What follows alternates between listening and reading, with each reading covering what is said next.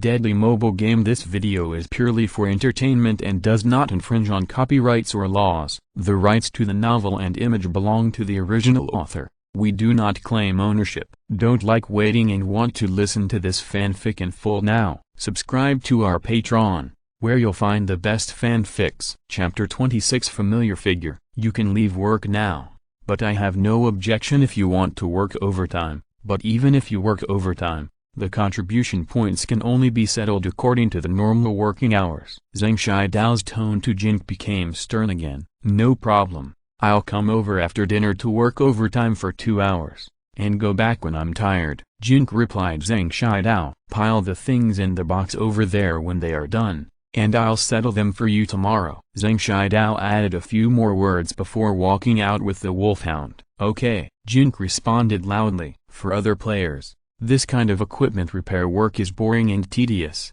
but for Jin Ke, it doesn't matter. Anyway, it's handed over to the plugin to handle it. Judging from Zhang Shidao's attitude when checking the work, the plugin did a good job, which made this extremely demanding old man very satisfied. I don't know if these NPCs have a setting for favorability. Can doing a good job increase their favorability? If there is such a setting, Old Man Zhang should be able to teach him the skill of rune carving in the future, right? After Jin Ke's character went to the base's cafeteria for dinner, he returned to the equipment department to repair his equipment for 2 hours. Then Jin controlled his character to go to the training ground and practiced various basic attributes. If the studio did not urge him, Jin would practice all the basic attributes of the character to the limit that the training base could reach before leaving, to ensure that the character had enough survivability in the game. At 10 o'clock in the evening, after Jin Ke fed Xue'er, he piled up pillows and quilts on the bed and played hide-and-seek with Xue'er. Jin Ke hid behind the quilt, suddenly poked his head out, then hid behind the quilt again, and poked his head out again. Xue'er laughed and danced with excitement. After a while, she also learned from Jin Ke to hide herself in the quilt, then raised her head and laughed. Babies at this stage cannot play too complicated games, but as long as the games are very simple, Xue'er will never get tired of it. It is obvious that what she cares most about at this time is that Jin Ke can accompany her. After playing for half an hour, Xue'er began to stretch out her hands to rub her eyes. She looked sleepy, but she didn't seem to want to sleep. Shall we listen to mom singing? Jin Ke took out his mobile phone and played the video of Luo Ye singing. The stars in the sky don't talk, and the dolls on the ground miss their mothers. Looking at Luo Ye's sad expression in the video, Jin Ke suddenly had an urge to hug her. I don't know how she is now, and I don't know how much pressure her family has put on her. I really want to call her to hear her voice, but Xue'er, who was rubbing her eyes, suddenly looked in a certain direction of the room. Jin Ke suddenly felt that there was someone in the room. He followed Xue'er's gaze and looked over. It seemed that a black shadow disappeared in the air. Illusion? Jin Ke frowned. It seems that he has seen black shadows several times recently. What's going on? When he lowered his head, Xue'er had fallen asleep. Jin Ke turned off the screen of his mobile phone, leaned against the head of the bed and thought about it for a while, and fell asleep in a daze without knowing when. A ringing of the mobile phone woke Jin Ke from his sleep. Looking at the caller ID, Jin Ke suddenly lost all sleepiness. It was Luo Ye who called. It's me. Luo Ye's voice. Jin Ke rolled his eyes. He didn't like Luo Ye calling him Ake. This name was too feminine, but she insisted on calling him that, and he had no choice. Are you okay? Jin Ke thought for a while and asked Luo Ye. I'm in Huang City and in the taxi. Where are you in Xue'er? You're here? Jin Ke hesitated as he spoke. I came here alone. Luo Ye added. Come to the gate of King Yu District Government. Call me in advance before you arrive. I'll wait for you there. Jin Ke looked at the sleeping Xue'er and said to Luo Ye. Okay. Luo Ye responded and hung up the phone. Jin Ke carefully picked up the sleeping Xue'er and got out of bed. Xue'er opened her eyes, pouted and stretched, but she didn't mean to wake up. Jin Ke put Xue'er in a crib with guardrails around her and watched her fall asleep again. A few minutes later, Jin Ke's phone rang again. It was Luo Ye who called again. Is Xue'er asleep? Yes. Is she safe? I bought a special crib. It's very safe. Okay, I'm here, in front of the district government.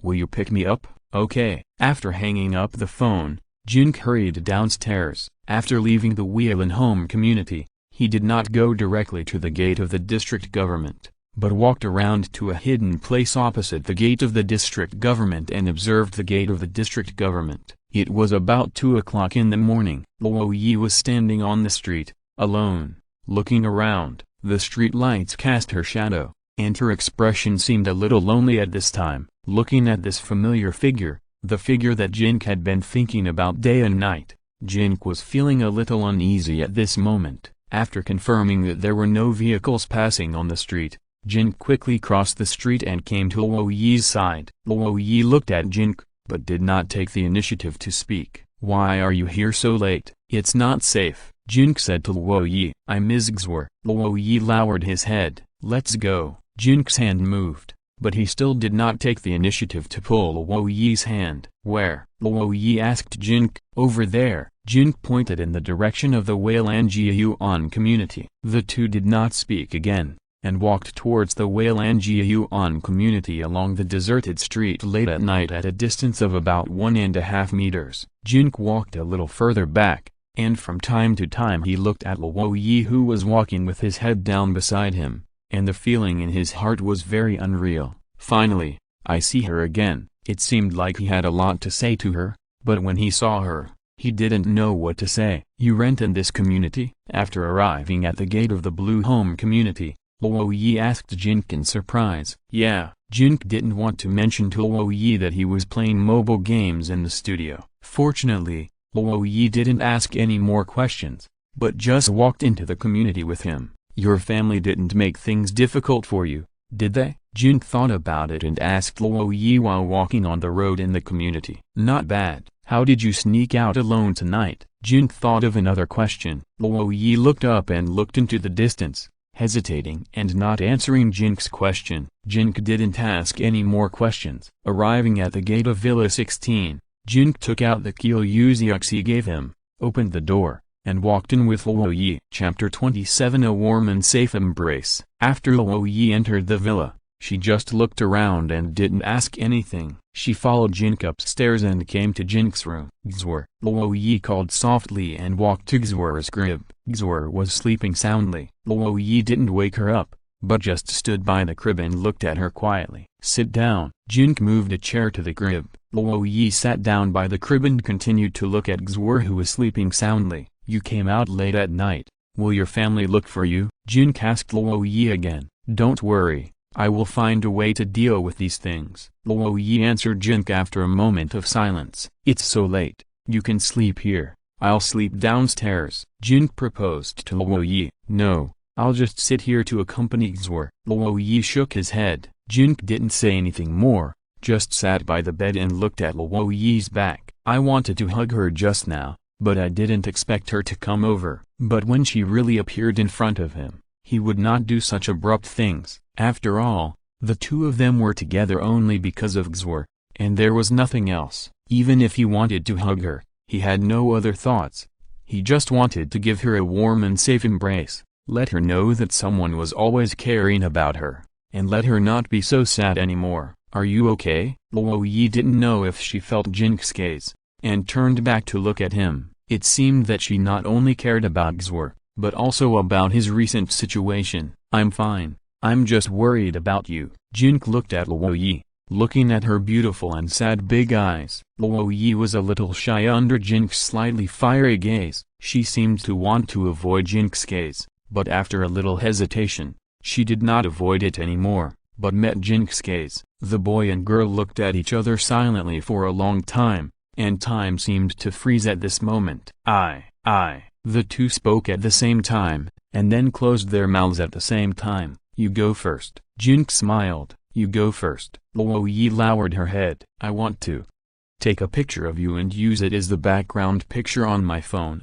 Is that okay?" Jin Ke asked Luo Ye. "Is it not okay?" Luo Ye's face turned red. "I just want to be able to see you anytime I miss you in the future." After Jin Ke said this, his heart began to beat wildly. "Then take the picture. But you have to make me look better, otherwise I will delete it." Luo Ye raised her head, still looking a little shy. "You are so beautiful, you will look good no matter how you take the picture." Jin Ke said as he picked up his phone and started taking pictures of Luo Ye. He took more than a dozen pictures in a row, and his hand still didn't want to stop. He knew she couldn't stay here forever, and he wanted to keep everything about her. At a certain moment, Jin Ke looked at the Xiaomi phone in his hand and his face suddenly changed. He rushed to the table beside the bed and took out his old phone from the drawer. Jin Ke picked up his old phone and checked the received calls, only to find that there was no call record with Luo Ye in the record. He was awakened by the ringing of his phone in his sleep. When he answered the call, he was not holding his old phone, but this Xiaomi phone without a phone card. "Who are you? Why are you pretending to be Luo Ye?" Jin Ke turned around and questioned Luo Ye vigilantly. Luo Ye's expression became a little terrified. After a moment, her figure suddenly turned into a black mist in the air, and then dissipated to the surroundings. "What's going on?" Jin Ke yelled and wanted to rush over, but suddenly woke up from his dream. He found that he was still lying on the bed, sweating profusely, holding the Xiaomi phone in his hand. The game character in the Xiaomi phone was still quietly hanging up. It was just a dream. Jin Ke shook his head and sighed. Luo's house. Luo Ye suddenly woke up from his dream, sat up and gasped. She had a very long dream, and the feeling in the dream was so real and clear that she couldn't even distinguish between dreams and reality. She dreamed that she missed Xue'er and was worried about Jin Ke, so she couldn't help but run to Huang City. Suddenly, she was in a taxi. She took out her mobile phone and called Jin Ke. He asked her to meet in front of the Qingyu district government, so she asked the taxi to go there. After a while, Jin Ke came over. The two said a few words and then went to the Wheel and Home community together. She followed Jin Ke into a villa, went up to the second floor, and saw Xue'er in the room. Jin Ke suggested that she sleep there, and he went to sleep on the sofa downstairs. Luo Ye stopped him. She felt that she had something to say to him, but when she faced him, she didn't know what to say. He looked at her with a hot look in his eyes. She instinctively wanted to avoid his gaze, but she didn't avoid it after all. Her heart was beating very hard. Later, he proposed to take a photo of her, so she joked with him and asked him to take a better photo. After taking more than a dozen photos for her, he suddenly rushed to the table and picked up another mobile phone. After picking up the phone, his expression suddenly became a little strange, and his body was shrouded in a black mist and he shouted at her loudly. She didn't hear clearly what he was shouting, and woke up from her dream in great fear. Is it a dream? Luo Ye felt lost. In front of the Qingyu district government, Wheel and Home community. What's the matter with this address in the dream? Luo Ye recalled the scene in the dream, and couldn't help but feel a panic in his heart. It should be my own fantasy, right? Sister-in-law Gu Jiao said that she would take her to the Wheel and Home community in Huang City, and she dreamed that he also lived in the Wheel and Home community. That was impossible. He didn't have much money and couldn't afford to rent such a luxurious villa community. Recalling everything in the dream again, Luo Ye sighed.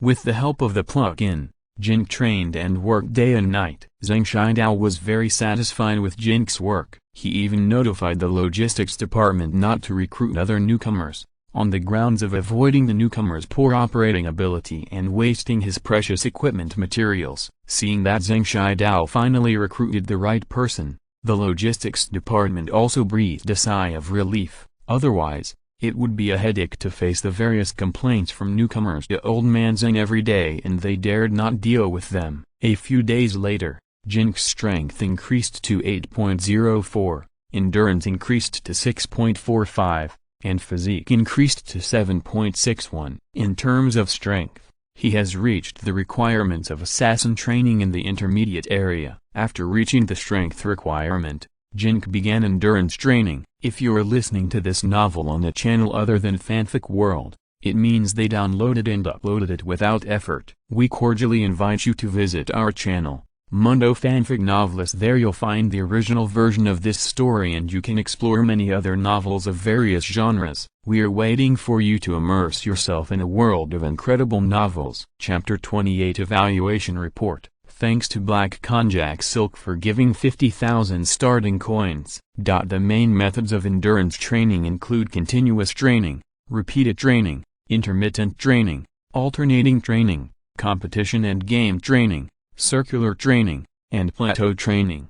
In the endurance training area, There are more than a dozen training methods without the help of equipment, such as push-ups, repeated hill climbing, continuous half-squat running, and continuous stair running. With the help of equipment, there are more than a dozen training methods, such as simulated rowing exercises, rubber belt pulling, rope climbing, and ladder climbing. Anaerobic endurance exercises include more than a dozen training methods, such as intermittent back kick running, repeated starting, repeated running, intermittent running, timed running, repeated acceleration running, and variable speed running. Aerobic endurance exercises include more than a dozen training methods, such as continuous treading of water, long-term rowing, and various circular exercises of more than 5 minutes. There are no coaches in the primary training area, but training icons are hung on the walls of the training area. For players who enter the game, they only need to come to the corresponding location and click various buttons according to the prompts of the game to start various exercises. Each type of practice has a different key combination,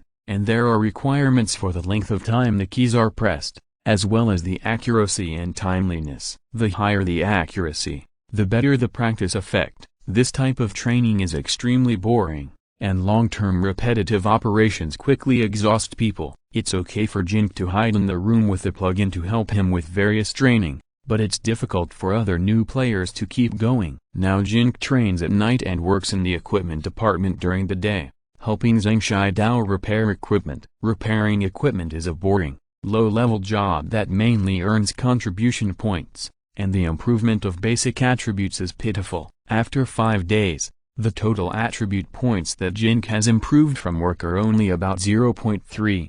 However, after these 5 days of work, Zhang Shidao's attitude towards Jin has changed significantly. His tone has become more and more gentle, and sometimes he even cares about Jin's diet and rest. Jin's equipment was well cut and repaired, so Zhang Shidao could do rune carving with ease. It was rare to have an apprentice with such a good work attitude and such high work quality. Zhang Shidao was now worried that Jin would suddenly quit one day. "What's the matter with rune carving?" Jin asked Zhang Shidao again when he was in a good mood. He came to the equipment department not only for contribution points and the pitiful basic attribute improvement, but mainly to learn how to make and repair equipment. The principle of rune carving is very complicated. Not just anyone can learn it. I will explain it to you in detail when I have time. Zhang Shidao still did not answer Jin directly, but his tone was no longer as stiff as before.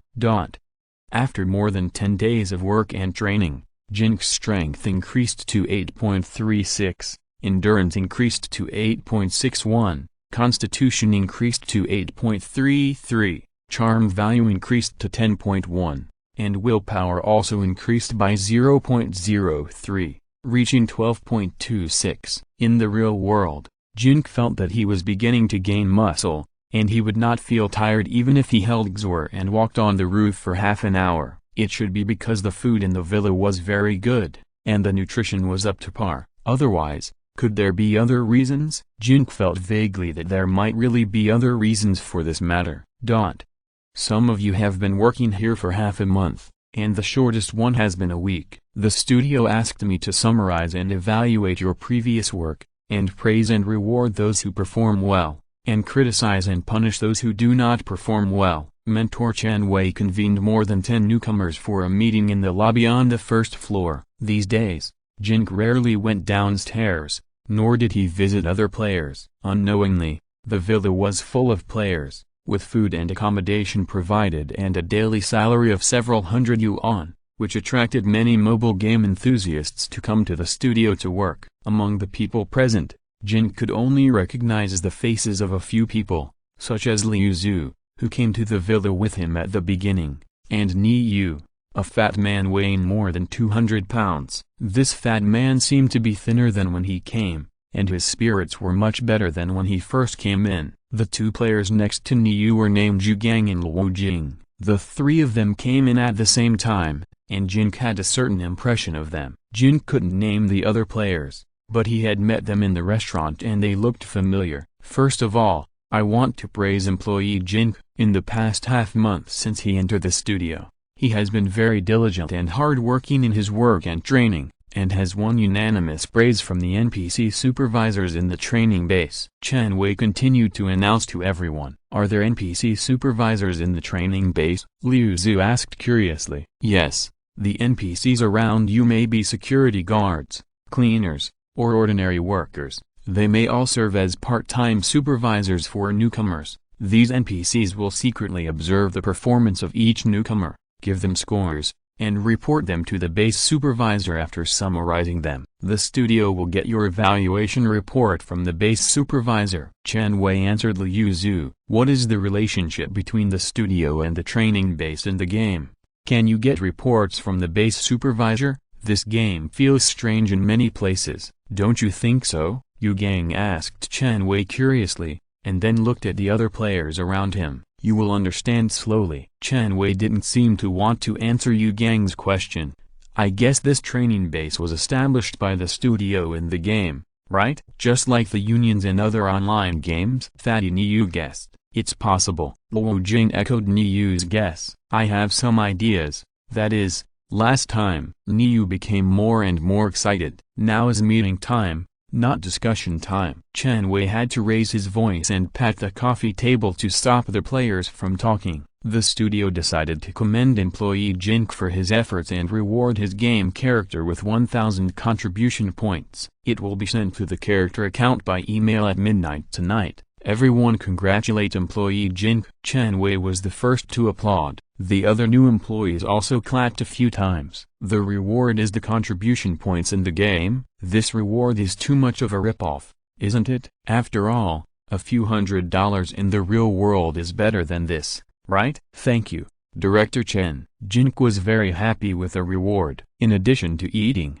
the contribution points in the game can also be exchanged for weapons and equipment, various injection props at the redemption center of the training base, so that his character can have a better development in the game. Luo Jing, the NPC supervisor of the training base, reported that you have been sleeping in the dormitory for the past 10 days and have hardly trained. What's going on? After praising Jin Ke, Chen Wei called out the name of the player Luo Jing. Chapter 29. A very fulfilling thing. These NPCs are so bored. Luo Jing's face turned very ugly. After entering the studio and living in the villa, Luo Jing played Horror City for a day, but found that the game was extremely boring. The boring operations during training made him unbearable. Later, he simply let his character sleep in the game, and then hid in the dormitory to play other mobile games, such as eating chicken. After a few days of hanging around and finding nothing to do, Luo Jing was ready to keep hanging around like this,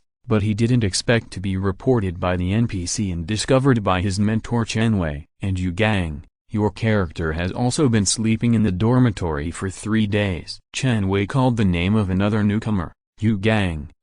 Yu Gang's face suddenly turned red. When they first came in, they had not changed their ideas and did not regard this mobile game as a formal job. It was not until now that they were publicly criticized by their leaders that they felt embarrassed that they were lazy at work and were discovered by their leaders. "You can't go on like this. If you continue like this, the total of your basic attributes will definitely not reach 120 within 3 months. Luo Jing, Yu Gang, the studio has already issued a penalty decision. Luo Jing's salary will be suspended for the next 18 days, and Yu Gang's salary will be suspended for the next 6 days. During the suspension period, the studio will only provide accommodation, and you will have to pay for your own meals. You can continue to enjoy the daily salary and some benefits provided by the company after you make up for the training time of these days." Chen Wei announced to the two of them. It seemed that the studio's punishment on them was equivalent to not working for 1 day and then losing 2 days' salary and meal benefits. "Suspend the salary for the next 18 days,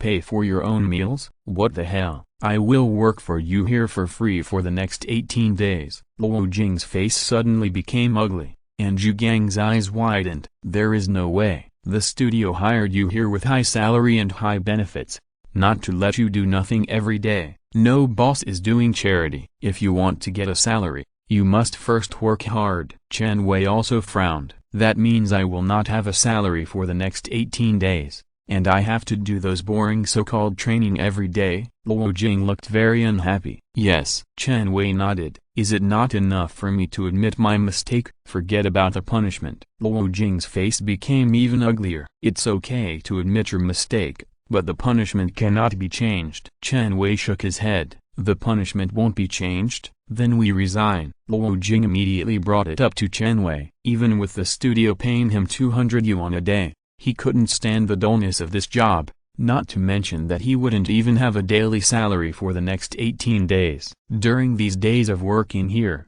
Luo Jing also realized that the performance of employees' work was related to the assessment of their mentor Chen Wei. I think Chen Wei would be scared if two employees resigned together, right? You two want to resign? Chen Wei glanced at Luo Jing, then looked at Yu Gang. Luo Jing kicked Yu Gang, who nodded quickly, then avoided Chen Wei's gaze with a guilty conscience. Luo Jing and Yu Gang didn't know each other at first, but became good friends because they lived in the same dormitory because of this game. Yu Gang, are you sure you want to resign? Chen Wei confirmed with Yu Gang again. Too many new employees resigned, and his evaluation as a mentor would indeed be affected. Yes, I think this job is not suitable for me. Yu Gang answered Chen Wei hesitantly. He persisted for 7 days after coming here, and he really couldn't hold on for the next 3 days. He would not be paid for the next 6 days, which made it even more difficult for him to hold on. In addition,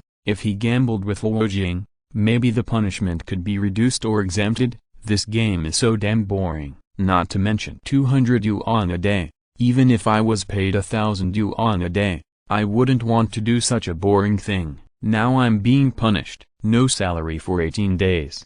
Do you really think we are easy to bully? Luo Jing saw that Chen Wei's tone had softened a little, so he spoke again to emphasize a few more words. Bored? Isn't it a very fulfilling thing to watch your character grow little by little and improve your attributes little by little? Why do you want to give up so soon? Look at other employees. Jin Ke, Liu Zhu, Ni Yu, and Qin Heiji and Luo Xiang Chun who came in later than you. Aren't they doing well? Chen Wei persuaded the two again. I've never seen a mobile game that is so difficult to upgrade. Sometimes the attributes only improve after a few hours, and only 0.01 at a time, which is really crazy. It's a long way to go to change jobs. Forget it. I really admire the designer of this mobile game. No player will like to play this game. I can barely persist if I'm paid, but if I'm not paid, don't waste your breath to persuade me. Luo Jing shook his head. This game is really a bit crazy. Fatty Niu also echoed a few words. After all,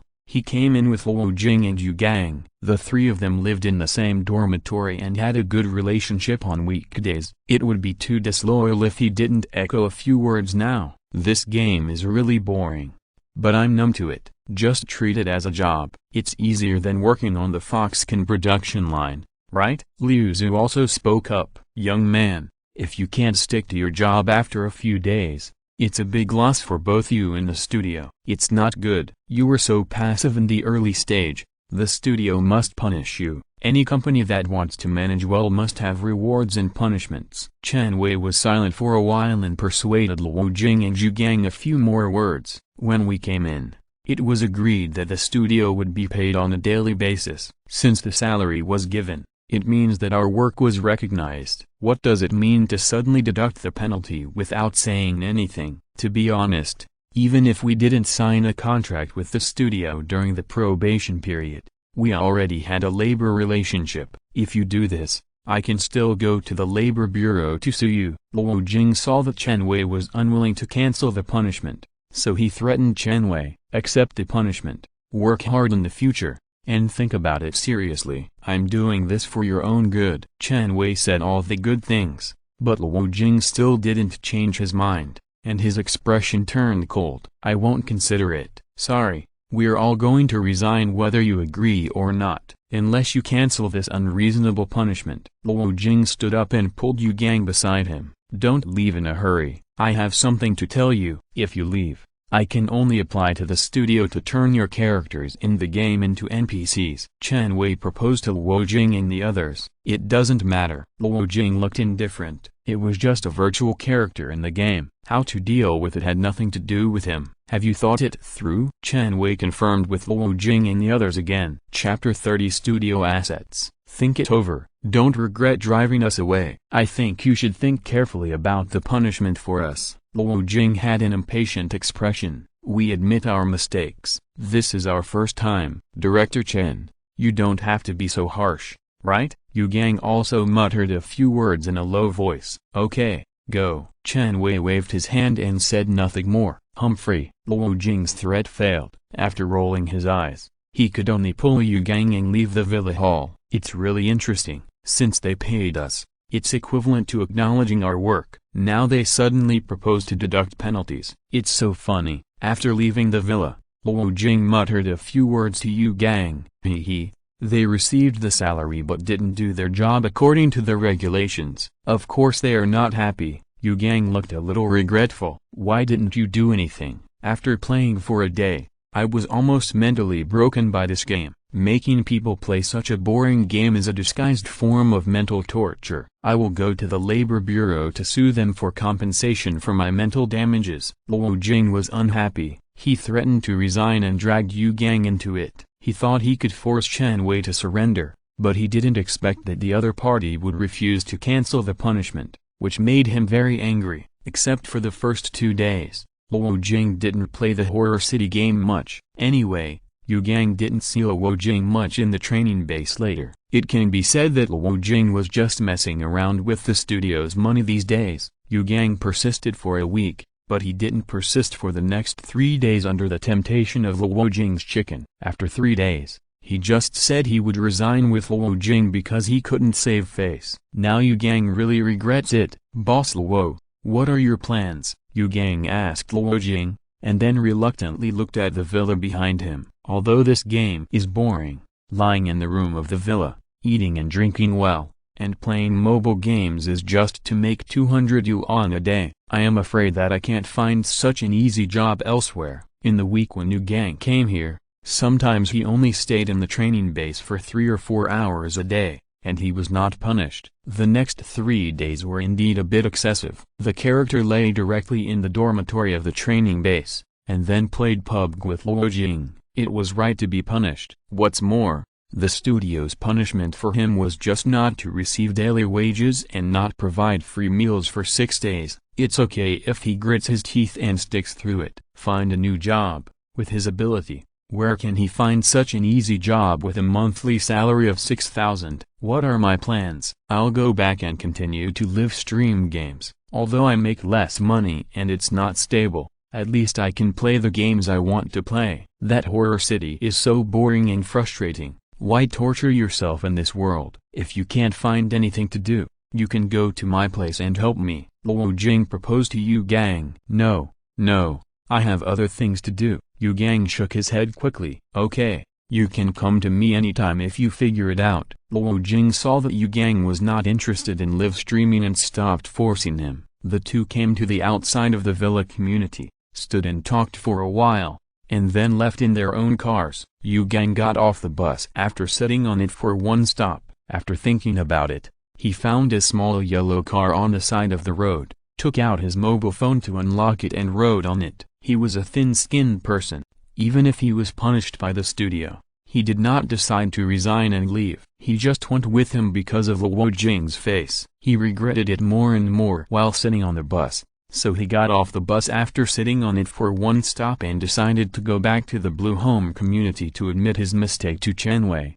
When he returned to the villa, Chen Wei had just announced the end of the meeting and was about to go back to his room upstairs. Director Chen, I was wrong. I won't resign. I accept the studio's punishment. I wonder if I can come back to work. Yu Gang hurriedly walked to Chen Wei's side, with a sincere expression of admitting his mistake. Of course, I haven't submitted your resignation to the studio yet. Welcome back, but don't mess around anymore. It's not good for you or the studio. Chen Wei obviously didn't care much. Director Chen, I'm sorry. I don't really want to resign. It's all. Yu Gang felt a little embarrassed. I understand. Work hard in the studio. Your daily salary will get higher and higher in the future. Chen Wei patted Yu Gang on the shoulder. Can the daily salary for the 6 days of punishment be reduced? Yu Gang tried to ask Chen Wei. This. I'm going to apply to the higher-ups. How about this? If you perform well on these 6 days and make up for the training you missed in the previous 3 days,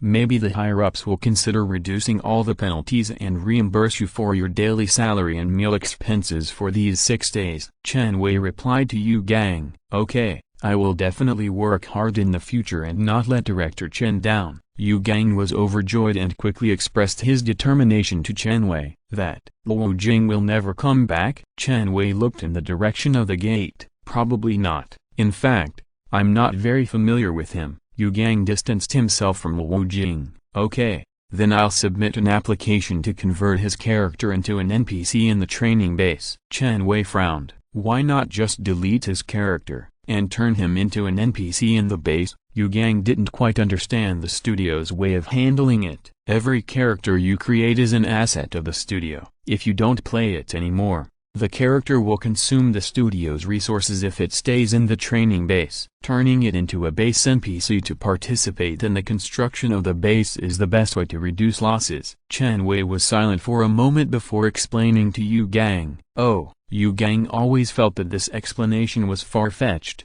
but he didn't continue to ask questions. After all, this kind of thing had nothing to do with him. He just had to do his part in the future.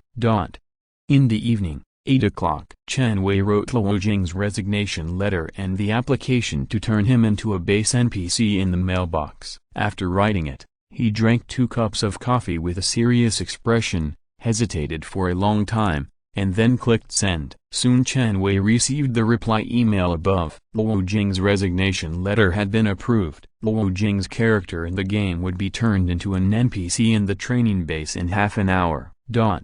In the evening, 9 o'clock, Yu Gang met Luo Jing in the game. Luo Jing was wearing a work suit and walking towards the planting area. Boss Luo, Yu Gang shouted to Luo Jing, do you have something to talk to me about? Luo Jing stopped, and his voice was still the voice of the player Luo Jing. Chapter 31 Plantation Area Workers. Boss Luo, are you operating it yourself now, or have you really become an NPC? Yu Gang felt a chill in his heart after hearing Luo Jing's voice. The NPCs in this game are very intelligent and can talk like normal people, making it difficult for Yu Gang to distinguish whether it is controlled by a person or an NPC intelligent program. I don't know what you are talking about. I have something else to do. Don't bother me if you have nothing to do. Luo Jing continued to walk towards the ecological planting area with an unhappy look on his face. He was wearing the uniform of a worker in the planting area. It seemed that he had become a worker NPC in the training base. Boss Luo, Yu Gang hesitated for a moment,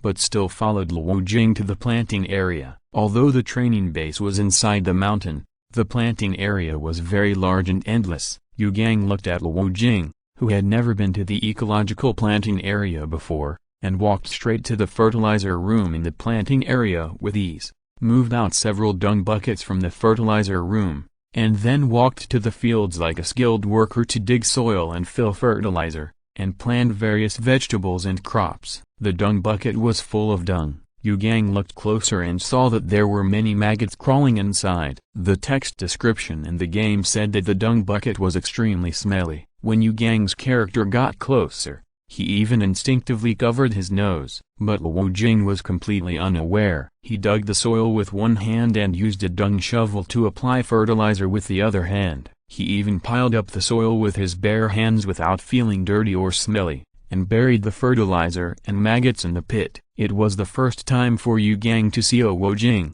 who was so busy, so hard-working, and not afraid of dirt, tiredness, or hardship. It can be imagined that he must not be Luo Jing himself, but has become an NPC. Otherwise, with Luo Jing's lazy personality, he would never do such a dirty, hard and tiring job. And the NPC that Luo Jing's character turned into should have been forced by the system to do these dirty, hard and tiring jobs that he himself would never do. Looking at Luo Jing's busy figure in the game, thinking about the roommate who had been with him day and night suddenly becoming like this in the game, Yu Gang's nose was inexplicably sour. He didn't know why he was sad and upset. At a certain moment, he even had some inexplicable fear in his heart. If he resigned and left with Luo Jing this afternoon, would he be forced to do this kind of dirty, hard and tiring work in the game like Luo Jing? In addition, aren't all the NPC workers who do all kinds of dirty, hard and tiring work in the training base here? Are they all left behind after the previous players stopped playing? Why did the studio do this? Is there no other way to create NPC workers in the game? Must we use the characters registered by the players? The characters registered by the players are all the resources of the studio?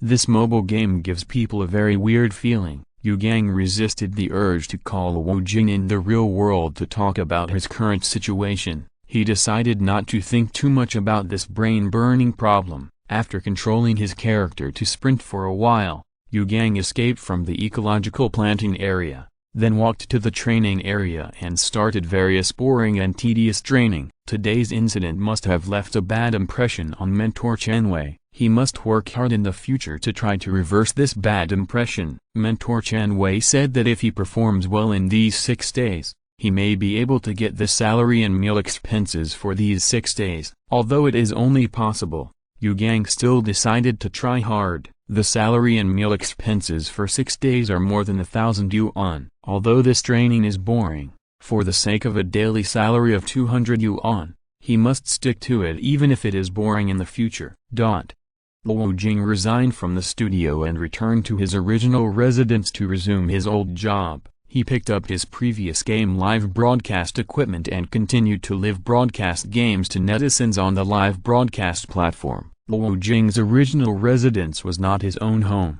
but the rental place of his girlfriend Li Wan. At 9 o'clock in the evening, Luo Jing's girlfriend Li Wan, who worked in a factory, came back from outside. "Hey, aren't you a white-collar worker with a high salary and living in a villa? Why are you back?" Li Wan teased Luo Jing a few words. "Didn't I miss you?" Luo Jing rolled his eyes at Li Wan. "Tsk, miss me? I think you were fired, right? You have nowhere to stay and you come back to me?" Li Wan guessed Luo Jing's guess. Luo Jing and Li Wan are both from rural areas. When they first met, Luo Jing boasted to Li Wan that he was a famous game anchor on a certain platform with more than 100,000 fans. Later, after living together, Li Wan found out that Luo Jing only made 1,000 to 2,000 yuan a month, and sometimes only a few hundred yuan, and he couldn't even support himself. Li Wan then persuaded Luo Jing to stop doing game live broadcasts and go out to find more promising jobs. Luo Jing occasionally went out to find a job after being urged impatiently, but he always quit after a few days. He was either too tired or too lazy and was fired. After coming back, he continued to rely on Li Wan's 4,000 yuan a month to work hard in the factory. 10 days ago, Luo Jing received a message on his QQ that he was offered a daily salary of 300 yuan, a villa room, and free food and accommodation. At first, Luo Jing did not believe it, but after passing the assessment and getting a 3A, he actually received a 200 yuan advance salary. Luo Jing, who had always been ashamed in front of Li Wan, suddenly found a job with a monthly salary of 6,000 yuan and free food and accommodation in a villa community, and he immediately became arrogant. However, after going to the Wheel and Home community, Luo Jing only worked for 1 day and his laziness came back. Later, he was found out by the studio that he had been slacking off, but he refused to admit his mistakes and made a fuss with his boss, so he resigned. Li Wan did not believe in the studio offering a basic salary of 6,000 yuan and free food and accommodation in a villa to play games. Now that she saw Luo Jing coming back to her and taking out the equipment he used to do game live streaming, she was more convinced that Luo Jing was either deceived or fired. What dismissal! I took the initiative to resign. Luo Jing felt very embarrassed, so he corrected Li Wan's statement. Really? You offered to resign from a job with a monthly salary of 6,000 yuan, free food and accommodation, and a villa? Li Wan didn't believe what Luo Jing said. What's wrong? Can't you do it? Luo Jing rolled his eyes at Li Wan again. Can you be more motivated? Change your laziness. You can't do any job for more than a few days. Li Wan looked disappointed. Are you annoying? You say the same thing all day long. Luo Jing was unhappy. What are we going to do if you continue like this? Relying on my salary? How are we going to get married? How are we going to have children? Li Wan was tired after a whole day at the factory, and she was obviously a little angry at this time. Why do we have to get married and have children? Aren't we doing well the way we are now? Luo Jing looked puzzled. Chapter 32 Can't Stop. Really? Are you going to keep on living like this? Are you still a man? Li Wan's face looked a little desperate. What do you mean by living like this? How can I not be a man? Am I not busy making money too? You are the only one who can do this. Luo Jing was furious and roared at Li Wan. Let's break up. Li Wan decisively proposed to Luo Jing. Although it is hard to give too much to a scumbag, you must learn to stop the loss and time. You say break up. Break up? Okay. 100,000 yuan. Youth loss compensation. Luo Jing stretched out his hand to Li Wan. You. Li Wan knew that Luo Jing was a scoundrel, but she didn't expect him to be so scoundrel. Don't mention breaking up if you can't come up with the money. Go take a shower and go to bed. I'm still busy making money to support the family. Luo Jing pushed Li Wan towards the bathroom. Alas, Li Wan was angry, but she was tired after a day and really didn't want to argue with this scoundrel anymore. The night was getting deeper and deeper. Looking at the few viewers in the live broadcast room, Luo Jing couldn't help but feel depressed after yelling for a long time but couldn't get a penny of reward. He turned off the live broadcast and went to the bathroom to wash and go to bed. Turning on the faucet, Luo Jing took a towel and washed his face absent-mindedly. The towel was moved away, and when he opened his eyes, he suddenly saw the sink in front of him. Luo Jing was so scared that he trembled all over. The sink. How come there are so many vegetables? Luo Jing quickly opened his eyes wide,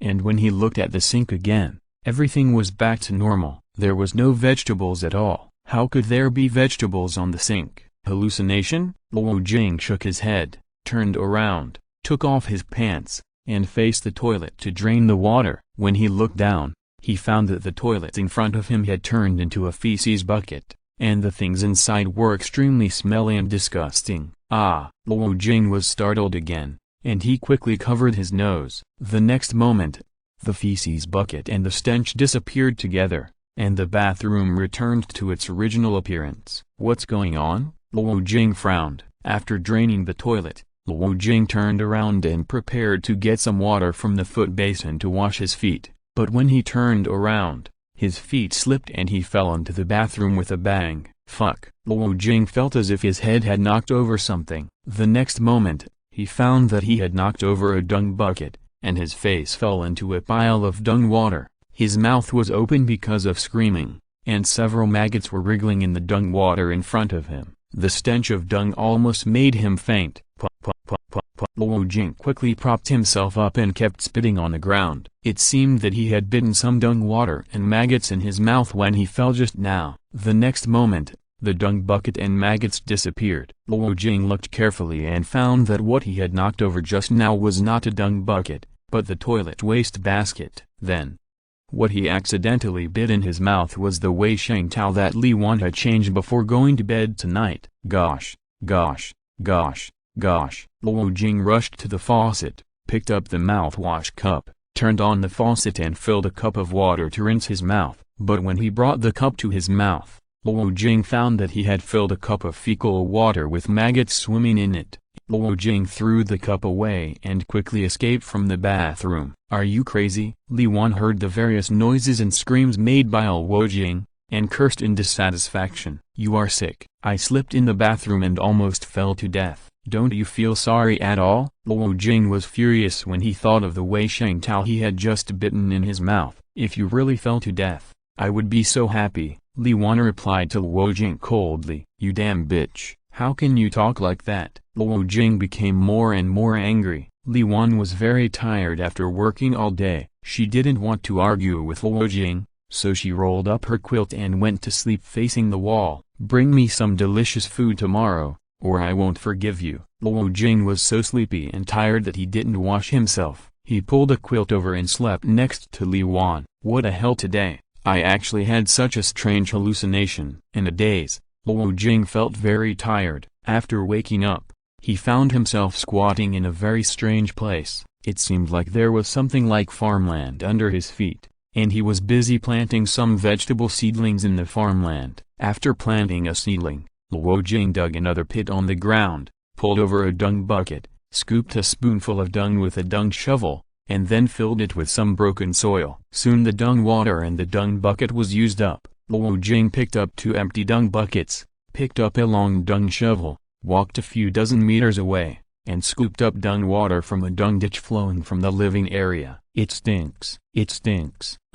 Wait, why am I doing such a boring thing? After being busy for a while, Luo Ye suddenly felt that something was wrong. Keep doing it, don't stop. A voice appeared in Luo Ye's mind. After this voice appeared, Luo Ye unconsciously started to carry manure, dig holes, fill manure, and plant vegetable seedlings. After a while, Luo Ye felt even more tired. He found that he hated what he was doing very much, so he stopped again. Keep doing it, don't stop.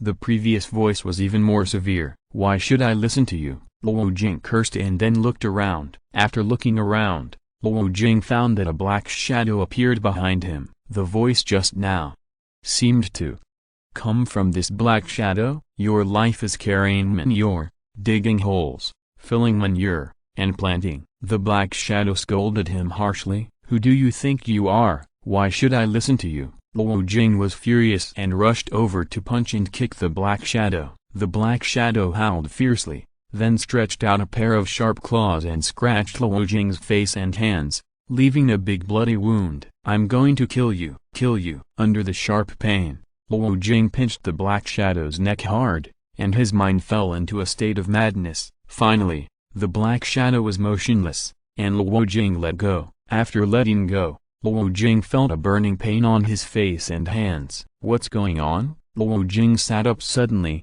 turned on the bedside light and looked at his hands, and found that the back of his hands were all scratched. The dream I just had. Luo Ye subconsciously looked around, and found that Li Wan's face was full of black and blue bruises, and her 2 eyes were bulging and staring at him. Why are you pretending to be a ghost in the middle of the night? Luo Ye was shocked. After a while, he seemed to remember something and shook Li Wan's body, but she didn't respond at all. He touched her nose again and found that she had stopped breathing. Chapter 33 The lines are fixed. No way. The black shadow in the dream just now was her. She was strangled to death by me. Luo Ye's whole body trembled. I killed someone. What should I do? Luo Ye was sweating profusely after figuring out everything. If he fled, Luo Ye didn't believe that he could escape the tracking of the Sky Eyes all over the country. It is conceivable that the days of fear and anxiety would not be easy. But if he didn't flee, he would be caught and sentenced to death for murder. Especially for someone like him who had no money to bribe the judge, he would definitely die. I didn't kill her on purpose. I had a strange dream and killed her by mistake. If I turn myself in, maybe I will be treated leniently. Or, I don't have to take responsibility for killing someone in a dream, right? Luo Ye picked up his mobile phone and searched. It's time to go to work. A voice suddenly sounded in his mind. Luo Ye looked around in horror, and found that a black shadow appeared in Li Wan's bedroom, with a very hideous figure. Who are you? What do you do? Luo Ye was even more terrified. You are an NPC. Your life is to carry manure, dig a hole, fill manure, plant, carry manure, dig a hole, fill manure, plant, carry manure, dig a hole, fill manure, plant. The voice in Luo Ye's mind became like a demonic sound, getting louder and louder, deafening. The next moment, Luo Ye found that everything around him had changed. He was suddenly in a vegetable field, with an artificial solar lamp above his head, several smelly manure buckets around him, and a manure shovel in his hand. Then, his body began to mechanically dig holes, fill manure, and plant uncontrollably. Luo Ye struggled hard to get rid of this control, but it was all in vain. Isn't this the game world of Horror City? I became an NPC in the game? At a certain moment, Luo Ye seemed to remember something, and his heart was extremely frightened, and he couldn't help but break out in a cold sweat. Impossible. Absolutely impossible. How could such an absurd thing happen? How could a normal person become an NPC in a game? Luo Ye's body continued to dig a hole in the ground, and as he dug, blood suddenly flowed from the ground. Li Wan's face, dark purple and bleeding, appeared in the earth pit. She suddenly opened her bloody mouth, and Luo Ye fell to the ground with a slump. Carry manure, dig a pit, fill manure, plant. That voice rang in his mind again. After getting up from the ground and squatting again, Li Wan in the pit disappeared, replaced by the spoonful of manure he had just poured on the ground. Carry manure, dig a pit, fill manure, plant. Carry manure, dig a pit, fill manure, plant. Luo Ye couldn't fight against this voice at all. His body was extremely tired, but he still forced himself to repeat the process of digging a pit, filling manure, and planting. While filling manure, Luo Ye looked up and looked into the distance. The ecological zone opened up by the training base was very large, covering hundreds of acres of land. He could vaguely see some workers like him digging pits and planting land. With so much land, he didn't know when he could finish planting. Are they all NPCs in the game? I have also become an NPC in the game? Then, where am I now? Am I forced to dig pits, fill manure and plant crops here for the rest of my life? My soul is imprisoned in this NPC's body? What about me in real life? Why is this happening? Luo Ye was extremely scared. Don't leave in a hurry. I have something to tell you. If you leave, I can only apply to the studio to turn your characters in the game into NPCs. Chen Wei's voice suddenly appeared in Luo Ye's mind. It's just that the characters in the game are turned into NPCs. Why did I become an NPC in real life when I entered the game? Why? What's wrong? Luo Ye shouted desperately. Although he was shouting, no sound came out of his mouth. His body was still mechanically doing the work of digging pits, filling manure and planting. It stinks. I'm about to faint from the stench. At this time, a person walked into the field not far away. Luo Ye looked up and found that he knew this person. It was Yu Gang. Boss Luo, I'm done with training and ready to go back to the dormitory to rest. Are you okay? Yu Gang came to Luo Ye and greeted him. Luo Ye quickly identified Yu Gang's clothes. This person was not Yu Gang in the real world, but Yu Gang in the game world. Did this Yu Gang not resign with him and ran back to the studio? Seeing Yu Gang in the game world, Luo Ye confirmed that his previous guess was confirmed. He was indeed trapped in the Horror City game and became an NPC in the game. He finally understood why the game promotion claimed that this was the horrorest game in history. This is really the scariest game in history. Once you start playing, you can't stop. Even if you quit your job, you will be forced into the game and become an NPC in the game. And it's an NPC who does hard labor without any pay. Save me. I became an NPC in the game. There's something wrong with this game. There's something wrong with the studio. Call the police. Save me. Luo Ye looked up and shouted at Yu Gang. However, what he shouted were not these few words. He clearly heard himself say to Yu Gang, "Go away. Don't disturb my work." "I won't disturb your work. I just came to talk to you. In the next 6 days, I plan to train well and make up for the training I missed." Director Chen said that if I perform well, he might make up for all of the deducted daily wages and meal expenses. Yu Gang continued to talk to himself, just like when they were chatting together in the dormitory before. "Call the police. Save me." Luo Ye shouted desperately, but the voice that came out of his mouth was still to drive Yu Gang away. "You are not the real him. You are just an NPC. Even the lines are fixed." Yu Gang laughed at himself. "No, I am the real me. Those lines are not what I want to say. Save me. I don't want to be an NPC in the game. Please ask Director Chen to help me. Let him convert me back. I don't need to get paid. I don't want to be an NPC. No." Luo Ye continued to cry to Yu Gang. "You're annoying. Go away. Don't disturb my work." Luo Ye heard what he said in despair. NPC is NPC. After all, it doesn't have real human intelligence. Yu Gang sighed at Luo Ye, then turned and walked away. "Don't leave. Save me. Save me. This is the real me, not an NPC. I don't want to be an NPC in the game. I don't want to be trapped here. Save me. Save me." Luo Ye couldn't help crying as he watched Yu Gang leave, but his body was still mechanically doing the work of digging holes,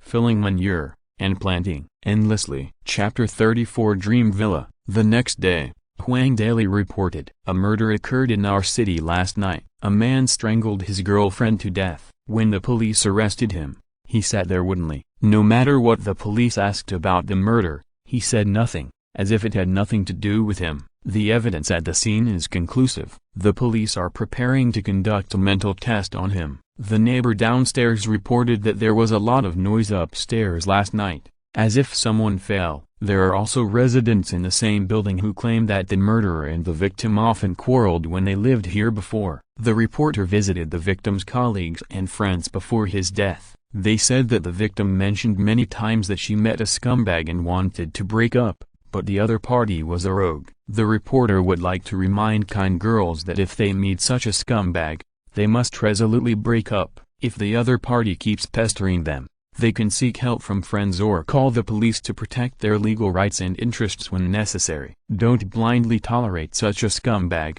otherwise you will hurt yourself, and only your family will be sad. The net of heaven is vast and nothing can escape it. Murderers should not have any fluke mentality. It is useless to play mad and stupid in front of evidence. As long as they have committed a crime, they will eventually be severely punished by the law.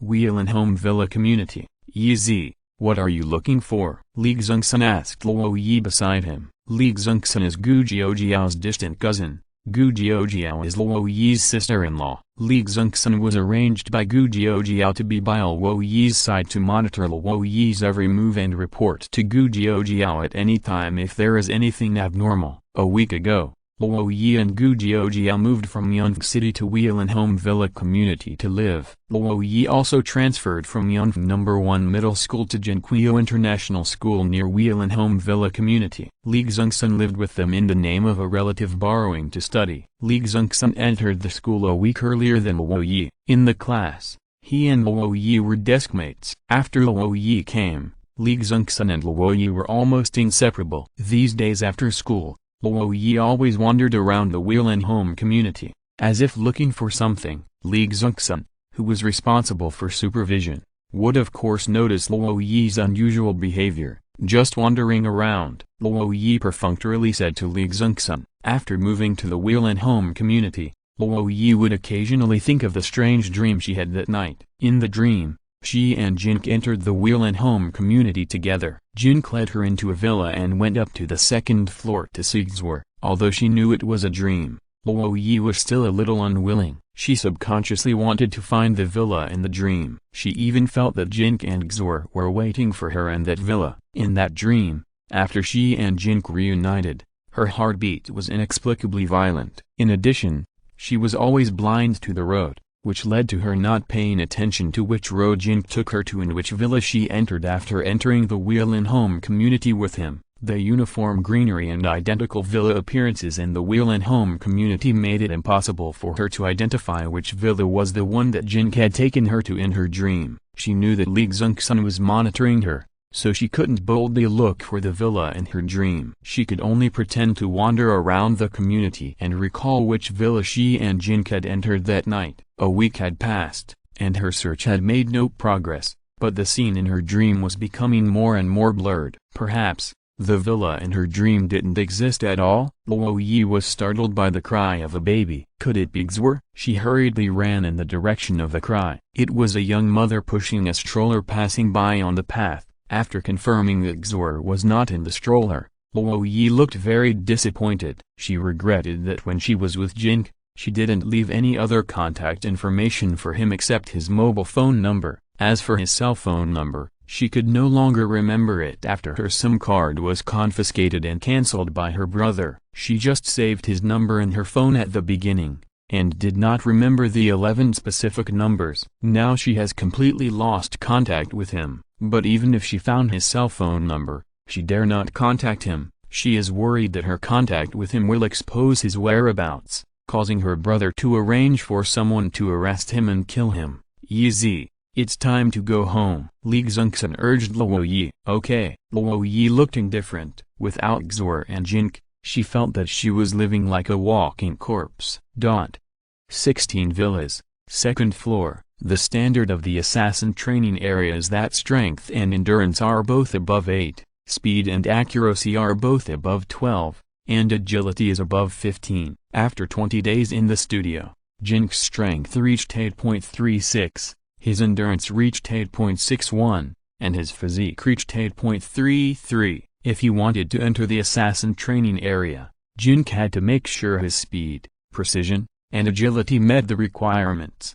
The most basic speed training is sprint training, as well as shuttle runs, hurdle runs, obstacle runs, etc. Agility training is similar to parkour training in the real world, including jumps, landings, jumps, tumbles, wall climbs, cat hangs, somersaults, etc. This includes reaction speed, movement speed, and movement speed. In sports practice, there are also comprehensive manifestations of speed and coordination, speed and energy, speed and psychology. Precision training mainly includes close-range precision training, long-range precision training, concentration training, breathing and breath adjustment training, moving target stabbing training, shooting training, etc. Jin Ke is going to take the assassin route, so he mainly trains close-range precision training, but long-range precision training should also be taken into account. At the beginning of the close-range precision training,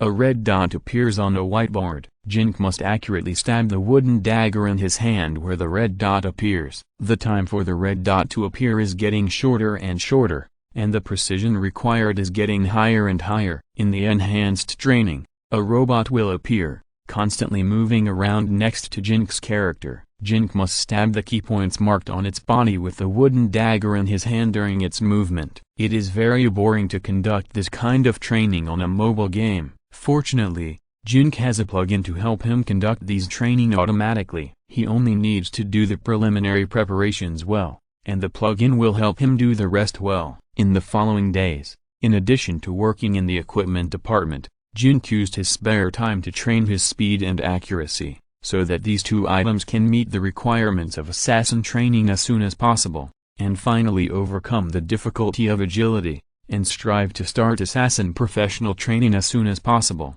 so that he can have enough self-protection ability in this game and keep this hard-won job. If you're listening to this novel on a channel other than Fanfic World, it means they downloaded and uploaded it without effort. We cordially invite you to visit our channel, Mundo Fanfic Novelist. There you'll find the original version of this story and you can explore many other novels of various genres. We are waiting for you to immerse yourself in a world of incredible novels. Chapter 35b. Luo Ye. Training consumes a lot of the character's body. The training plan formulated by the plugin requires a large amount of food supply to ensure the body's needs. Jin Ke earned more than 100 contribution points from working during the day, all of which were used by the plugin to buy food. Adding the 1000 contribution points awarded by Chen Wei at the last new employee meeting, it was still not enough. Jin Ke had to reduce the food supply to the character appropriately, increase working time and reduce training time to achieve a balance. Food. How can I get more food in the game? Although Jin Ke has a plug-in, the characters in the game are not machines. In addition to eating, they also need enough rest time. The plugin adopts a time-sharing rest method. When resting during work and training, the character takes a nap, squeezing all the time of the character to the extreme. Although the plugin will allocate rest time, it is not good for the character to not get a complete rest for a long time. The training base will stop the power supply from 1 to 6 a.m. one night every week to perform routine maintenance on the power facilities. During this period, the training base is pitch black. For the safety of the character, Jin Ke would not arrange the character to AFK training on this night every week, but would control the character to return to the dormitory of the training base to have a good sleep. Jin Ke was rated 3S because of the assessment, and was arranged with a separate dormitory in the real world and in the training base, so that he would not be disturbed by anyone when he wanted to rest. Other new players are not necessarily the same. According to the assessment, some of them live in a dormitory with 3 people, and some live in a dormitory with 2 people. In reality, several people live in a dormitory, and in the game, several people live in a dormitory. Everyone has different schedules and living habits. Living in the same dormitory will more or less affect each other.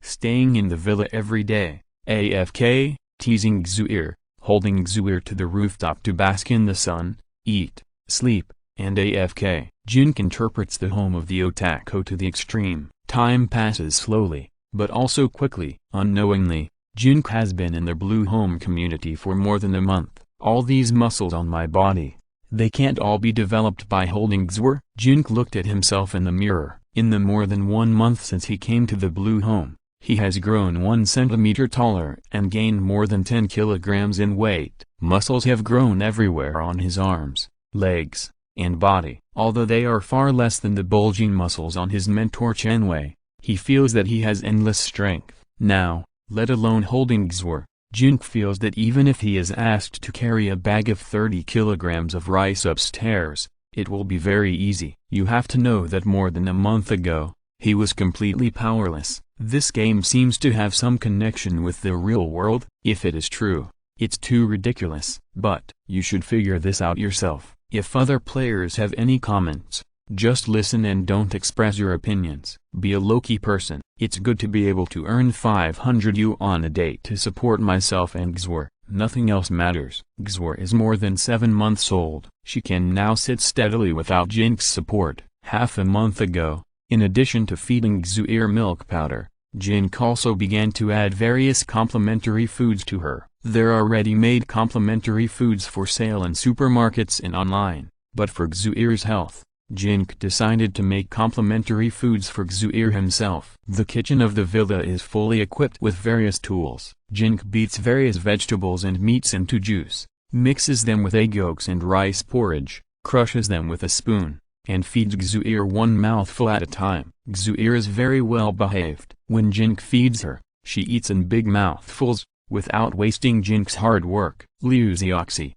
the only staff member in the villa, usually has nothing to do. She also likes Xue'er very much. Sometimes she will take the initiative to help Jin Ke make complementary foods and feed Xue'er. Through more than a month of getting along, Jin Ke felt that Luo Ye was a very simple-minded and kind girl. Later, when she insisted on helping, he let her go, but he would stay by her side throughout the process and not let Xue'er leave his sight. It's not that he doesn't trust Luo Ye, it's because of his responsibility as a father. He doesn't want his negligence to cause even the slightest harm to Xue'er. He can't imagine what will happen to this weak life once he loses his protection. Watching her grow up healthily has almost become the whole meaning of his life now. Where is Xue'er's mother? Luo Ye asked Jin Ke curiously when feeding Xue'er complimentary food. She can't be with Xue'er for the time being because of some things. Jin Ke looked a little lonely. Xue'er is so beautiful. Xue'er's mother must be very beautiful, right? Luo Ye continued to chat with Jin Ke. Yeah. Jin Ke took out his mobile phone and showed Luo Ye the video of Luo Ye singing. Unfortunately, it was secretly filmed, only the side view. She is indeed a very beautiful girl. You have a lot of stories between you, right? Luo Ye became more curious. Jin Ke doesn't look very old, and the girl in the video doesn't look very old either. No, nothing. Jin Ke shook his head and sighed. I don't know why you separated. I hope your family can be reunited soon. Xue'er is such a cute baby. As a mother, I will not have the heart to abandon her. Luo Ye blessed Jin Ke a few words. Thank you. Jin Ke showed Luo Ye a warm smile. I like Xue'er very much. If you need any help in the future, just let me know. Too much trouble for you. No trouble.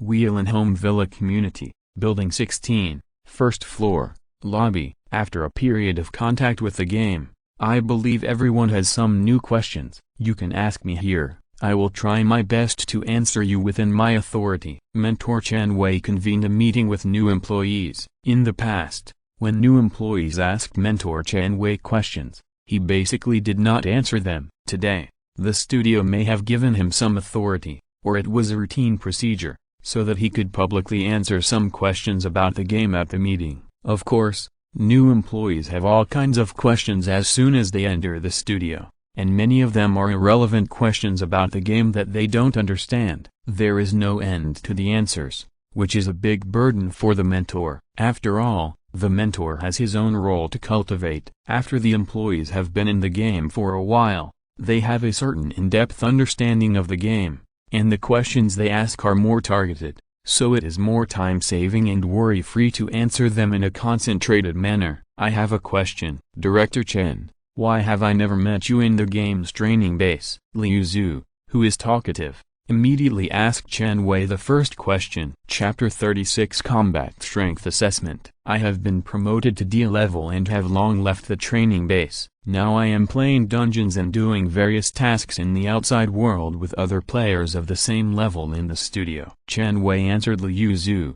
How far are you from our training base? Liu Zhu asked. Very far, so to speak. I am responsible for managing you in the real world, but in the game, no matter what happens to you, I can't do anything about it. Everything depends on you. Chen Wei answered Liu Zhu. No wonder. Liu Zhu was silent. Director Chen, will the improvement of physical fitness in the game affect us in the real world? Fatty Niu also asked Chen Wei a question. After Fatty Niu came to the villa, his living habits were no different from when he was at home before, and he was even lazier. He lay on the bed playing mobile games every day. The restaurant downstairs provided free meals, and the meals were extremely rich and very much to his taste, so every day he ate and drank as much as he could except playing mobile games. Unexpectedly, he did not gain weight, but lost more than 10 pounds by not exercising and eating too much. Moreover, he used to be out of breath when walking, but now he can climb the stairs to the rooftop of the 4th floor of the villa without feeling tired. Yu Gang, who shared the same dormitory with him, and Zhu Shu, another new recruit who replaced Luo Ye, also had this question. The three of them had discussed this issue in the dormitory. At this time, Niu could not help but ask his mentor Chen Wei. The other employees also looked at Chen Wei. They all had this feeling and confusion. The effects of various trainings in the game cannot be seen in the real world, right? This mobile game has very high requirements for operation. Don't underestimate these operations. They can fully exercise your fingers and arm muscles and consume calories in your body. In addition, the meals in the villa restaurant are provided by professional nutritionists, which must be very good for your body. I think these are the reasons for what you said. Mentor Chen Wei explained a few words to Niu. This explanation is pure nonsense. An employee named Qin Heiji sneered at Chen Wei's explanation. Nonsense? Then tell me what's going on? Chen Wei looked at Qin Heiji, his face darkening. I don't know either. I just feel something strange. Maybe it's nothing. We are just too suspicious. By the way, Director Chen, does the NPC in this game have an intimacy setting? I met a waitress in a restaurant. She was pretty. I used my contribution points to buy sunflowers for her at the ecological park, and she accepted them every time. Can I use this method to keep her as a pet when the intimacy is high in the future? Qin Heiji saw that what he said made Chen Wei unhappy, so he quickly changed the subject. Pet? Chen Wei was a little amused. I think you want to keep her as a sex slave. Liu Zhu immediately exposed Qin Heiji. Some players have fallen in love with NPCs in the game, and some have even married them, but I haven't heard that you can keep NPCs as pets. Chen Wei explained to Qin Heiji very formally. Oh, you can fall in love and get married? Then can you do that kind of thing with NPCs in the game? Qin Heiji looked very surprised. Change the subject. Chen Wei rolled his eyes. Ha ha ha. Liu Zhu, Niu and other players looked at Qin Heiji with a strange smile on their faces. Isn't this guy too lustful? Yu Gang has not participated in their discussion. In fact, he has a question ready to ask Chen Wei, which is about his friend Luo Jing being turned into a game NPC. After Luo Jing was turned into a game NPC,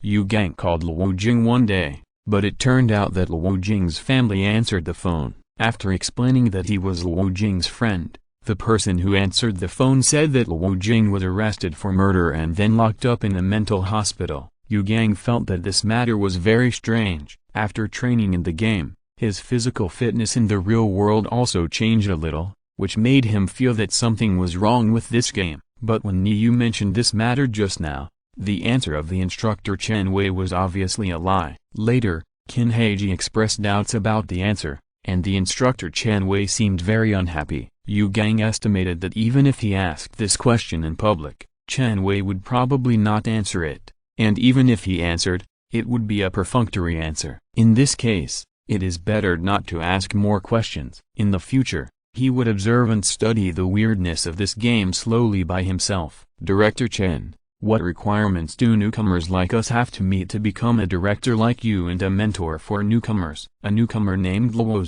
Chun asked Chen Wei. Although Luo Chun was a new employee, he was already 29 years old, the oldest among this batch of new employees. Luo Chun was a civil servant before coming to the villa and was about to be promoted to section chief, but because of a trivial matter, he was reported by someone and was suspended for inspection by the superiors. Luo Chun was extremely depressed, and received a job invitation from the studio on WeChat. He passed the assessment and got an S rating. The studio promised a daily salary of 300 yuan, so he came to the Blue Home Villa community. Since he came here, Luo Chun's goal is not just to be an ordinary employee. The first step, of course, is to strive to become a director like Chen Wei, who can manage more than a dozen people. When he was recruited, Luo Chun learned from the recruiter that the daily salary of a director like Chen Wei starts at 1,000 yuan, and there are bonuses and commissions, so he can earn tens of thousands a month. Above the director level of the studio, there are higher levels such as senior director, regional manager, and district manager. The salary and benefits of each higher level doubles. It is not a problem to earn millions or tens of millions of yuan a year. It is much more promising than his previous job as a civil servant. What is the difference between life without ideals and salted fish? The most taboo thing for civil servants is to have stains in their files. Luo Chun's career is definitely over. Now that he has entered the studio, with his personality, he must work hard to climb up the job as soon as possible and climb to the management level. If you want to be a director, first you have to meet the basic attribute standards and successfully transfer. Then, the combat effectiveness assessment reaches level D and completes the corresponding job tasks. Then you can be promoted from an ordinary employee to a director. Being a mentor for newcomers is a task issued by the studio to employees above the director level. After you are promoted to director, the studio issues this task. You apply for it and then compete with other applicants in a comprehensive quality competition. If you win, you can take on the task of mentoring newcomers. Chen Wei explained to Luo Chun in detail. What is the combat effectiveness assessment? Luo Chun immediately asked another question. Chapter 37 Survival of the Fittest. Originally, this is not something you should be concerned about right now, but since you asked, I'll give you a brief explanation. When your basic attributes reach the requirements of the corresponding profession, you can change your profession. If you are lucky when you change your profession, you may be able to awaken the combat skills of the corresponding profession on the spot. If you don't awaken them then, you may be able to awaken them later when you kill monsters, go to dungeons, or participate in player park. Killing monsters and going to dungeons can reward you with dark energy points, which can be used to increase the level of your combat skills. After you have a certain amount of combat experience, you can participate in the combat effectiveness assessment in the game. There are various types of dungeons for combat effectiveness assessments. Some are adventure puzzle solving, some are quest-based, some are survival-based, and some are boss-based. There are also single challenge dungeons and group battle dungeons between players. Group battle dungeons between players are divided into 3-person group battle dungeons and 5-person group battle dungeons. For adventure puzzle solving, quest-based, survival-based, and boss-fighting dungeons, you need to explore the wild and find randomly appearing space-time rifts. That is, the dungeon entrances to enter. If these wild dungeons are completed to a high degree and the completion evaluation is excellent, you will receive extremely rich rewards and some stars for combat effectiveness evaluation. However, adventure puzzle solving, quest-based, survival-based, and boss-fighting dungeons are very risky. Once you die in these dungeons, it is the real death of the character, so you must be cautious when entering these dungeons. It is relatively less risky to obtain stars for combat effectiveness evaluation through 1v1 duel dungeons between players. For 1v1 duel dungeons between players, you will accumulate 1 star for each win and lose 2 stars for each loss. For 3-person team battle dungeons, you will accumulate 2 stars for each win and lose 4 stars for each loss. For 5-person team battle dungeons, You will accumulate 5 stars for each win and lose 10 stars for each loss. No matter what method a player uses, as long as they accumulate 10 stars, their combat power can be rated as E level, which is actually very easy. If they accumulate 20 stars, their combat power can be rated as 2E level, and if they accumulate 40 stars, their combat power can be rated as 3E level. If they accumulate 80 stars, their combat power can be rated as D level. But park between players is not completely risk-free. If the number of stars a player has becomes negative 100, the character will be judged dead. The studio requires that a job change must be completed within 3 months of entering the game. Players who have not completed a job change within 3 months will be dismissed, and the player's character will automatically be converted into an NPC in the game. If the player is really working hard but fails to complete the job change due to some special reasons, the studio may grant a 2-month extension for the assessment. After the job change, players must participate in a 5-player team battle combat assessment dungeon every week 1 month after the job change. Therefore, it is definitely not feasible to avoid being deducted to -100 stars by avoiding participating in the combat assessment. Chen Wei explained to Luo Ye in detail, and the other new employees also listened attentively. After all, this information is very important for their future development in the game. In the battle between players, the number of stars deducted for a loss is twice that of a win. In this way, the overall number of stars will become less and less. This rule is unreasonable. Liu Zhu questioned Chen Wei. Such a rule is for the survival of the fittest. In the mobile game Horror City, if you don't work hard to become a strong player, you will be eliminated by the game sooner or later.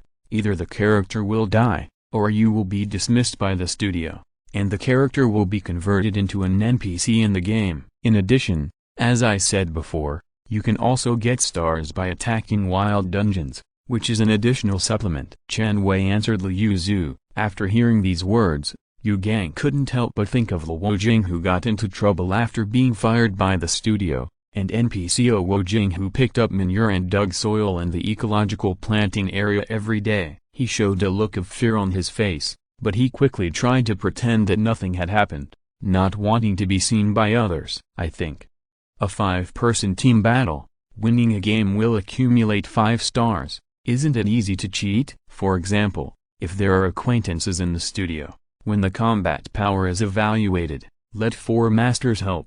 It is easy to rush up the combat power rating. In this case, we scattered players will suffer a lot, and the most basic fairness and justice will not be there. Luo Xiangchun also questioned Chen Wei. The combat power assessment cannot be participated in a team. The system will randomly match teammates and opponents with similar strengths according to the strength of each player. There is no such problem as the master helping to rush to the level as you said. Chen Wei shook his head. This game is not open to the public, right? I feel like it's more like an internal test stage now. From time to time, there are players who voluntarily resign or are fired. How can there be so many players waiting for matching? What if the number of players is not enough, especially in a 5v5 park between players? How can the number of players be just right? Zhu Shu, a new player who replaced Luo Jing, also expressed his opinion. It doesn't matter if the number of players is not enough. All NPCs in the game must participate in combat effectiveness assessment regularly. If there are not enough players, there will naturally be NPCs with equivalent strength to replace them, and there are as many NPCs in the game as you want. Chen Wei answered Zhu Shu. NPCs also participate, then.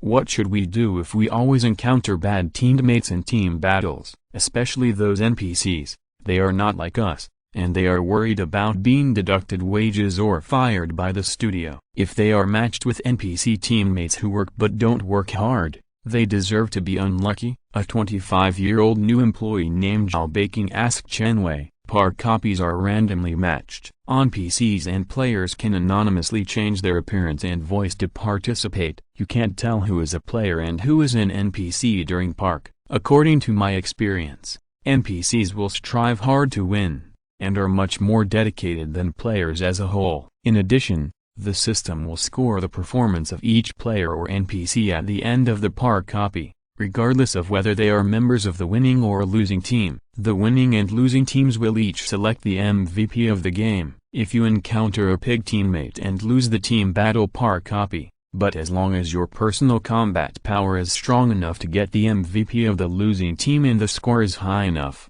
you will have a certain authority to allocate the stars deducted from yourself and other team members. Players who perform particularly well, even if they are on the losing side, can use this method to reduce or even eliminate star deductions. The specific calculation rules in this regard are very complicated. Once you have participated in a player par copy and settled the accounts once, you will understand. Chen Wei gave while baking a general explanation. I feel that the combat power level of this game is different from other online games. You can't level up just by reaching a certain level of experience points. Instead, your combat power must be higher than other players of similar strength in order to stand out in the combat power assessment and become a higher level player. Luo Ye summarized what Chen Wei said earlier. That's about it. Chen Wei nodded. Chapter 38 Secret Keeper. Will the character be killed in the evaluation copy of Player Park? If the character is killed by the opponent in the evaluation copy of Player Park, will the character really die? Will the contract be terminated by the studio? Luo Ye thought of another question. The evaluation copy of Park between players is different from the wild copy. It is equivalent to the virtual reality in the game. The character will not really die when he dies in the evaluation copy, and the equipment will not be exploded. Of course, the contract will not be terminated by the studio. Only when the evaluation star number drops to -100 and is judged as dead by the system, will the contract be terminated by the studio. Chen Wei answered Luo Ye. Director Chen, how long did it take you to enter the studio and be promoted to D level? Liu Zhu asked Chen Wei a question. About 2 months. Chen Wei answered Liu Zhu. 2 months. All the players looked at Chen Wei in surprise. For them, 2 months of work and training may not meet the requirements for job transfer, but this instructor actually reached D level in 2 months. I'm probably a talented player. My initial attribute values are very high. Once I entered the game,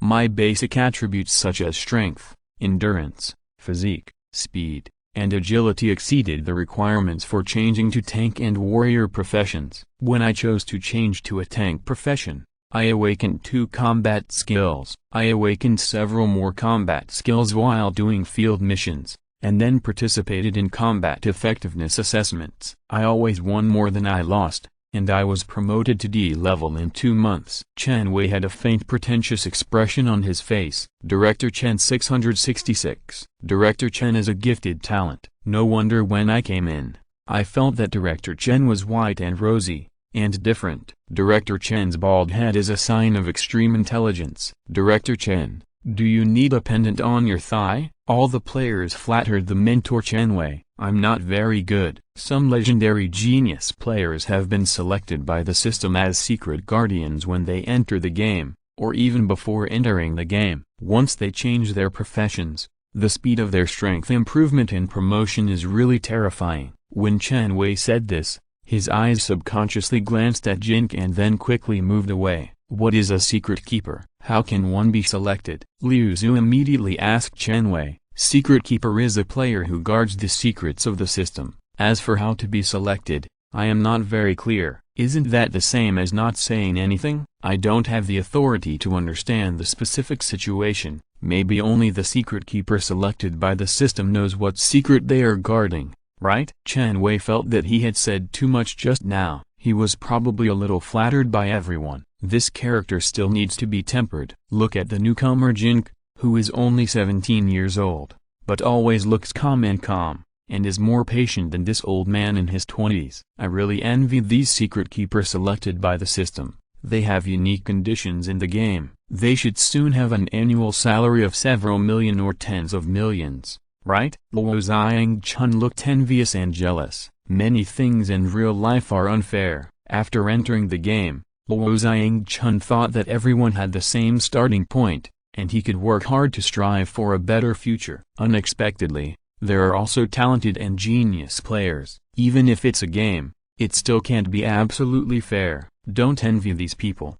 As the saying goes, Those who drown are those who can swim. I heard that the mortality rate of these secret guardian characters is extremely high. They can access areas that we can't access, and they are also exposed to risks that we can't access. Chen Wei shook his head. The stronger the strength, the more powerful the opponent, and the faster the death. I'd better just take my salary safely. Yuzu agreed with Chen Wei's point of view. There are so many secrets in this game. Zushu sighed. Indeed, I only know some of the for now. Chen Wei nodded to Zushu. Director Chen, how long have you been in this game? Liu Zhu thought of another question. These questions are personal privacy. I can choose not to answer. Chen Wei shook his head. He was a little too proud just now and said something he shouldn't say. It's better to be more cautious later. Are you in love with Director Chen? Why are you so concerned about Director Chen's private affairs? Qin Heiji joked to Liu Zhu. What's wrong with falling in love? Which woman wouldn't fall in love with such an outstanding man like Director Chen? Liu Zhu flattered Chen Wei openly. Stop. Change the subject. Do you have any other questions? Chen Wei made a stop gesture to Qin Heiji and Liu Zhu. He couldn't let these new players flatter him anymore. Otherwise he couldn't help but talk nonsense again. Director Chen has been in the game for about 3 months, right? He came 2 months earlier than Jin Ke and I.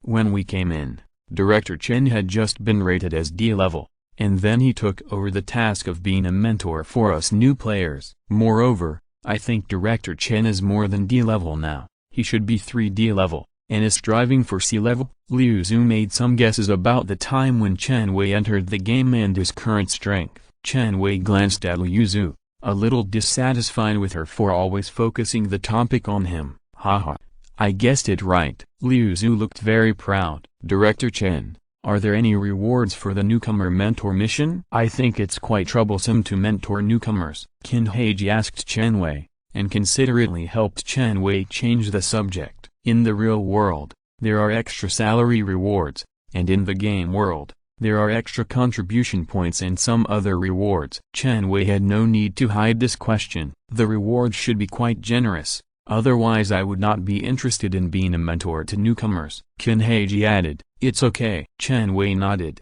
Director Chen, the contribution points in the game are always not enough. After working all day, there are only enough for 3 meals. Is there any other way to get contribution points? For example, recharge in the game? Zushu asked Chen Wei a question. Zushu is a player with a relatively good family background. He entered the studio to play games not for the hundreds of daily wages, but purely because he was curious about this game. No, this game has no recharge system, and it cannot be connected with the currency in the real world. If you can't recharge, how can the game make money? How can you maintain the operation of the server? How to pay employees? Zushu looked confused. I can't answer your question, and it's not what we care about. Chen Wei shook his head. Director Chen, what are the dangers outside the training base at night? Why do all the rules emphasize that you can't go out at night? Those who do field missions must also return to the base before dark? Yu Gang asked Chen Wei a question. Chapter 39 Darkness and Screams. After hearing Yu Gang's question,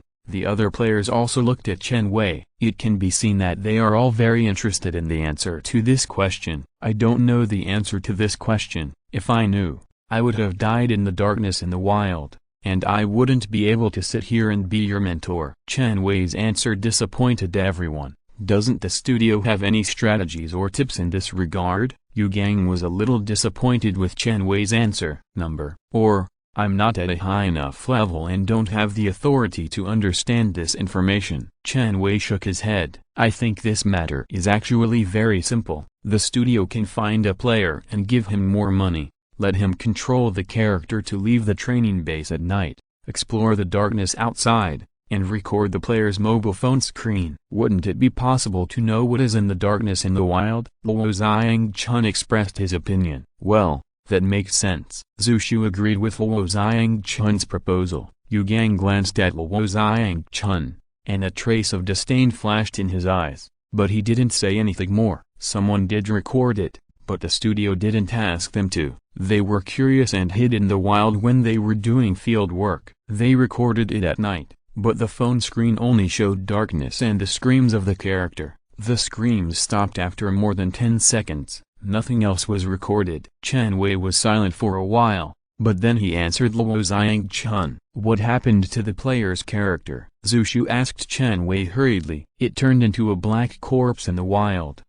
A kind of humanoid monster in the wild. Okay, that's the end of this question. I would like to emphasize again that you must abide by the rules of the training base and the discipline of the studio. You are absolutely not allowed to leave the training base at night. Do you have any other questions? Chen Wei changed the subject. Director Chen, the setting of the game world seems to be a sci-fi future world, but why is the job transfer battle still in the era of cold weapons? The security guards in the training base also all use cold weapons. So far, I have never seen a gun in the training base. This seems a bit unreasonable, right? Fatty Niu thought of another question. There are guns in the game, most of which are energy guns of future technology, which are relatively high-level weapons. It's not that there are no guns, but you haven't seen them yet. Because of the large amount of dark energy in the game world, gun attacks in the real world can't cause any damage to players and NPCs after job transfer. Only weapons with corresponding runes and unique energy circuits can play their power in the game world. I can't explain this to you clearly now, and it's meaningless for you to ask too much. After you change your job and experience a few battles in person, you will understand. Chen Wei waved his hand, indicating that this question should be put aside for the time being. Because of their limited understanding of the game, the current players can't ask many questions. After several players asked some questions about work, training, and job transfer in the training base, Chen Wei ended the meeting tonight. Azure Home, diagonally opposite, Wolma Supermarket, Toy Cabinet. Xue'er is more than 7 months old. The information says that she can be given some educational toys to help develop her intelligence. Well, this learning board is good. There are sheep, chickens, cows. When you touch it, it will make various animal sounds, and there are Chinese and English pronunciation instructions. This little duck is also good. Liu Zioxi looked around the toy cabinet in the supermarket, wanting to help Xue'er pick out some toys suitable for her current age. When she reached out to take a little duck, a girl next to her also reached out, and their hands touched each other. Liu Zioxi quickly retracted her hand and smiled at the girl. The girl also retracted her hand and smiled at Liu Zioxi. It seems that both of them are kind and modest. Buying toys for the baby at home? The girl asked Liu Zioxi. Yeah. Liu Zioxi nodded and looked at the girl. She is pretty. You can tell from her clothes that she comes from a wealthy family. How old is your baby? The girl continued to ask Liu Zioxi. More than 7 months. Liu Zioxi smiled. Although Xue'er was not her baby, she had helped Jin take care of Xue'er for such a long time, and she also developed a deep affection for Xue'er. More than 7 months. A barely perceptible sadness flashed across the girl's face. Yes, she can crawl all over the bed. The information says that now is the time to buy her some educational toys to develop her intelligence. Liu Zioxi was happily chatting with the girl. Easy, it's time to go home. Another girl came over and pulled the girl. Let's talk later. The girl smiled and waved to Liu Zioxi. Well, let's talk later. Liu Zioxi also smiled. At a certain moment, looking at the girl's side face turned away, Liu Zioxi suddenly felt that she looked familiar. But where had she seen her before? Liu Zioxi couldn't remember it. Maybe I recognize the wrong person. Wheel and Home Community, 16 villas, 2nd floor. Another half-month has passed. Xue'er is 8 months old. Luo Ye hasn't contacted me for so long. Maybe she has forgotten Xue'er. Jin Ke looked at Xue'er and sighed. Even if she forgets Xue'er, I will raise Xue'er alone. Jin Ke didn't have much time to be sentimental. He was very busy every day, especially today. Jin Ke had an important thing to do. This important thing was that after extraordinarily hard training, the attributes of his character in the game had reached the requirements of the assassin training area, and he could officially start the assassin career training. Boss, I'm going to take a day off today and change my job in the combat department. Jin Ke went to the equipment department first to say hello to Zhang Shidao. The job change takes a whole day, and it is during daytime working hours. The newcomers in the training base are used to calling the heads of each department boss, so Jin Ke also called Zhang Shidao that. Change job? Good thing. What kind of combat job do you want to change to? Zhang Shidao's attitude towards Jin Ke is obviously different from the beginning. I want to switch to the assassin profession. Assassin profession? I am quite familiar with Liu Junming, who is in charge of the assassin job change. He likes to drink tea. I just got a few bags of fresh tea from the ecological park. I'll give you one. When you go there, give it to him and tell him that you are my apprentice. He should take care of you when you change your job. Zhang Shidao took a bag of tea and handed it to Jin Ke. Thank you, boss. Jin Ke estimated that he had performed well in the equipment department during this period and had increased a lot of intimacy with the NPC Zhang Shidao. So Zhang Shidao took the initiative to help him at this time. Chapter 40 Dual Souls. Go and change your job. Be more successful in the future and don't lose face for the equipment department. Zhang Shidao waved to Jin Ke and went back to his workroom. After Jin Ke said goodbye to Zhang Shidao, he controlled his character to go to the assassin job change area of the combat department. Entering the assassin job change area, the name on the badge of the staff NPC he met was indeed Liu Junming. This man looked to be in his 50s.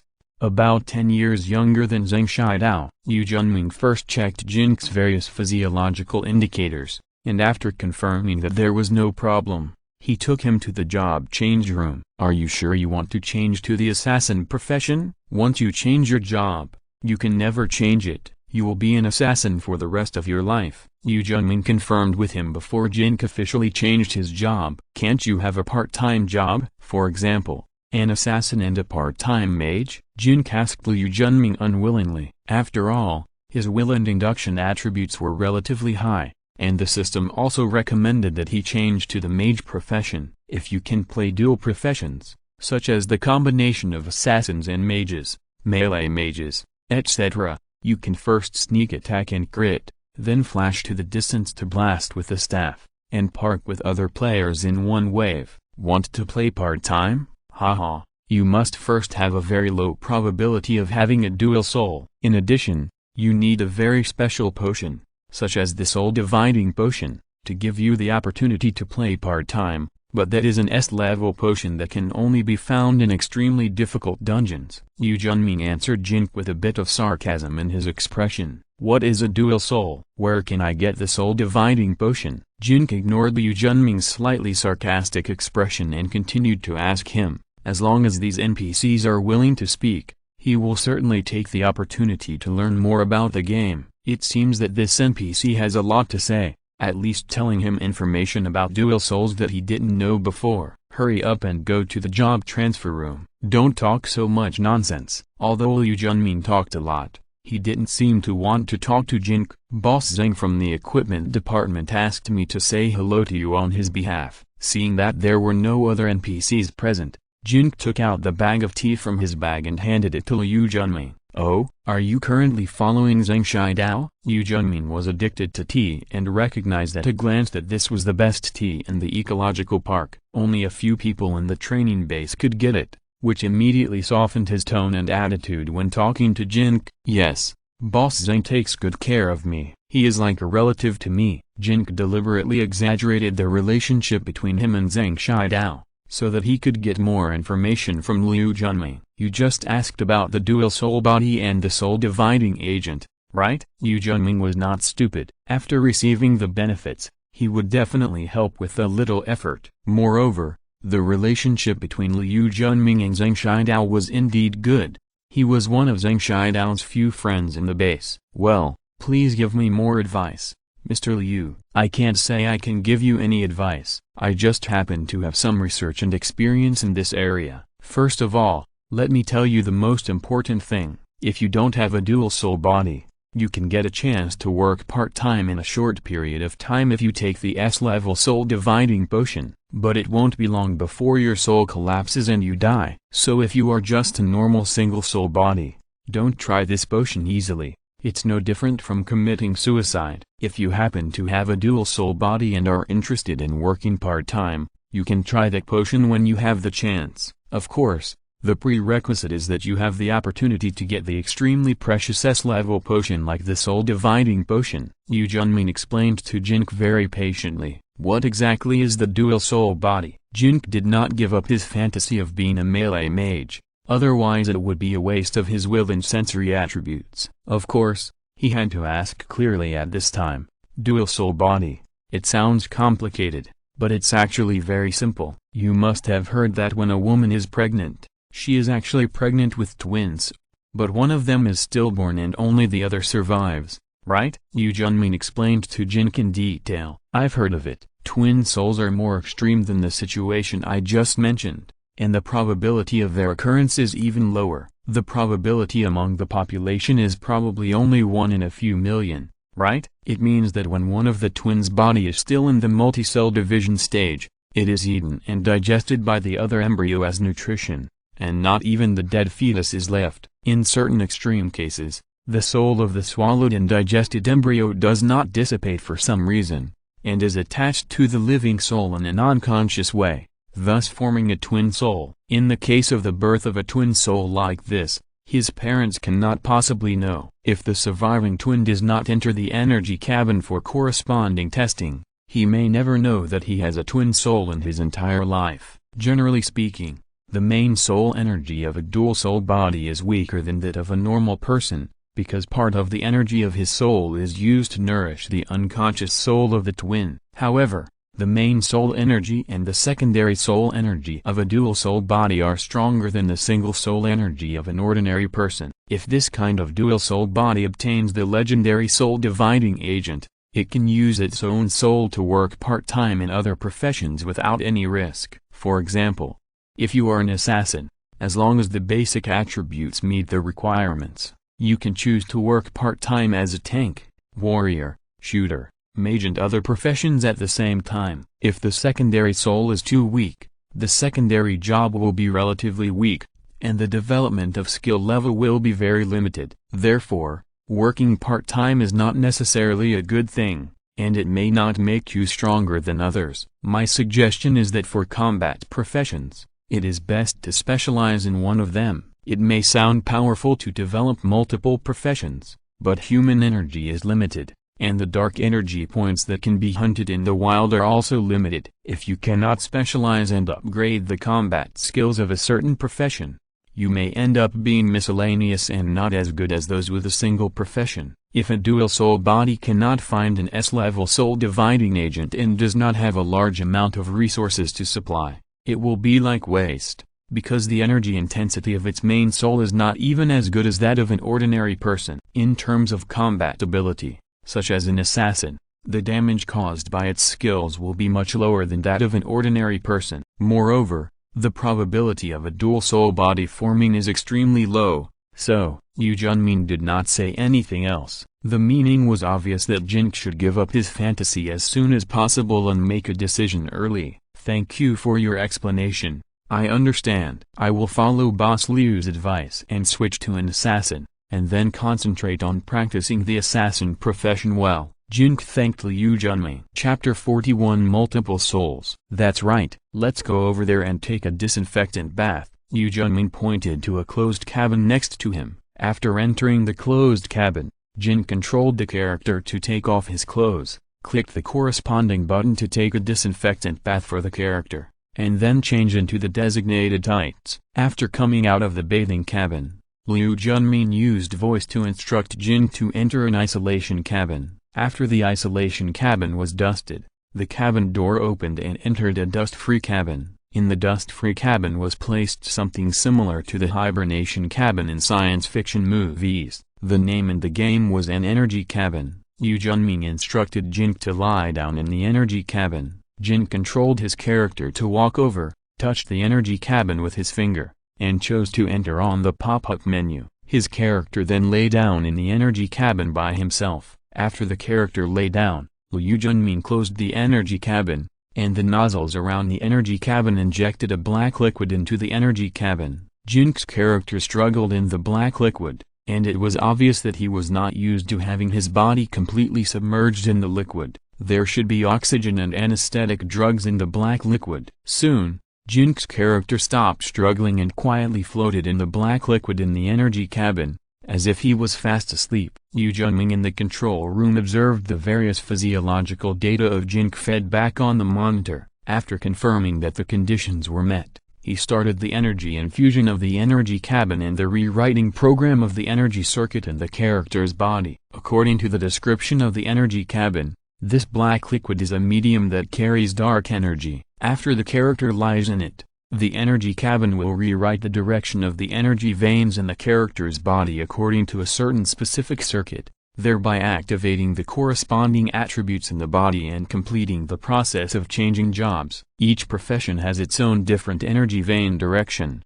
which is fixed and controlled by the player's soul. They are incompatible with each other. Under normal circumstances, after changing jobs to a certain profession, you can no longer change jobs to another profession. In addition, the weapons used by each profession have different energy circuits. If you use weapons and equipment of other professions after changing jobs, the energy circuits are incompatible, which will cause the energy in the body to fail to form a complete circuit with the energy in the weapons and equipment, and thus you cannot use the corresponding weapons and equipment. Jin Ke didn't really care about this specific principle. Anyway, it was just like other games. After changing his job to an assassin, he could only use assassin weapons and equipment. Yu Junming, the staff member who had just talked to Jin Ke, frowned slightly as he looked at the monitor in front of him that was connected to the measurement cabin for Jin Ke's job change. No way, the energy intensity index of this newcomer's soul is too weak,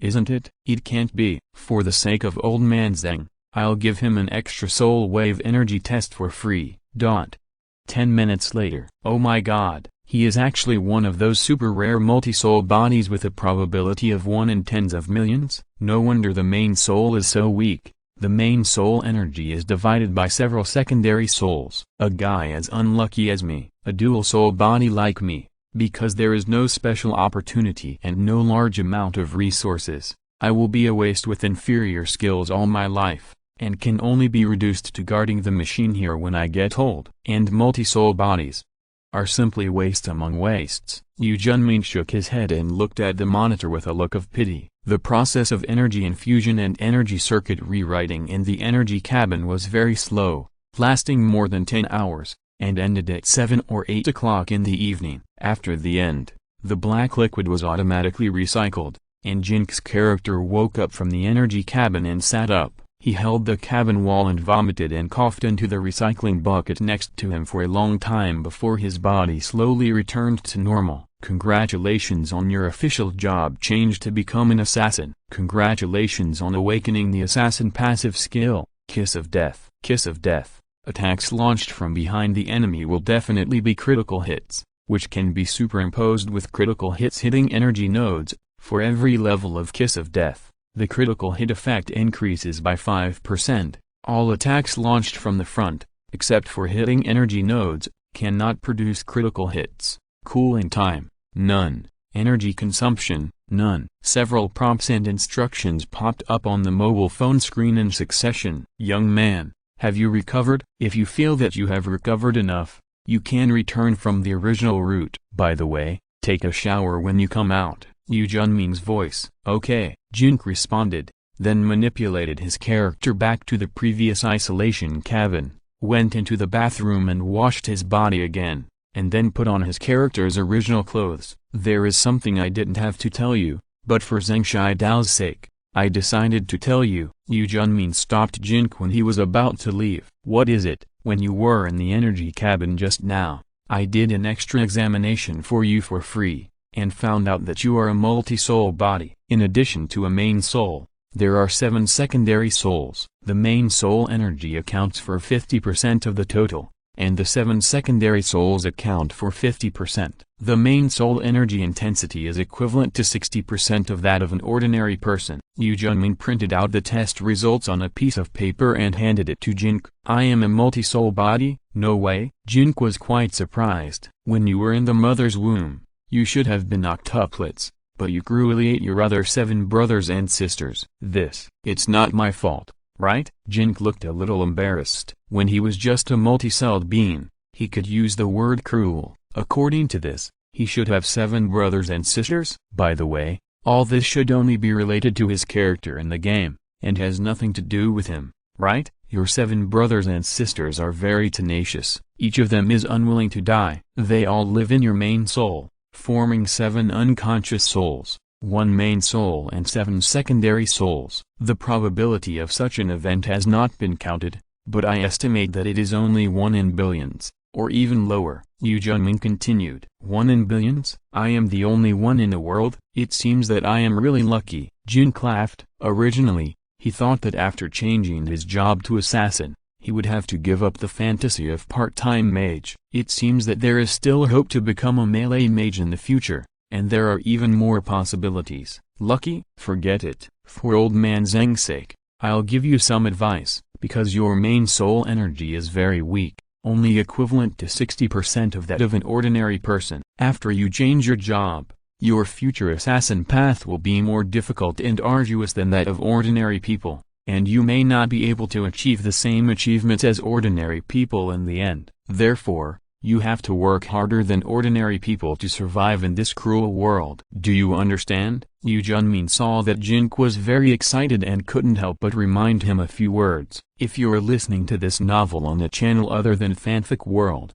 it means they downloaded and uploaded it without effort. We cordially invite you to visit our channel, Mundo Fanfic Novelist. There you'll find the original version of this story and you can explore many other novels of various genres. We are waiting for you to immerse yourself in a world of incredible novels. Chapter 42. We are both wanderers. 2 souls can work part-time in 2 combat professions. Can more souls work part-time in more combat professions? Jin Ke took this opportunity to ask Yu Junming a few more questions. Theoretically, it is feasible.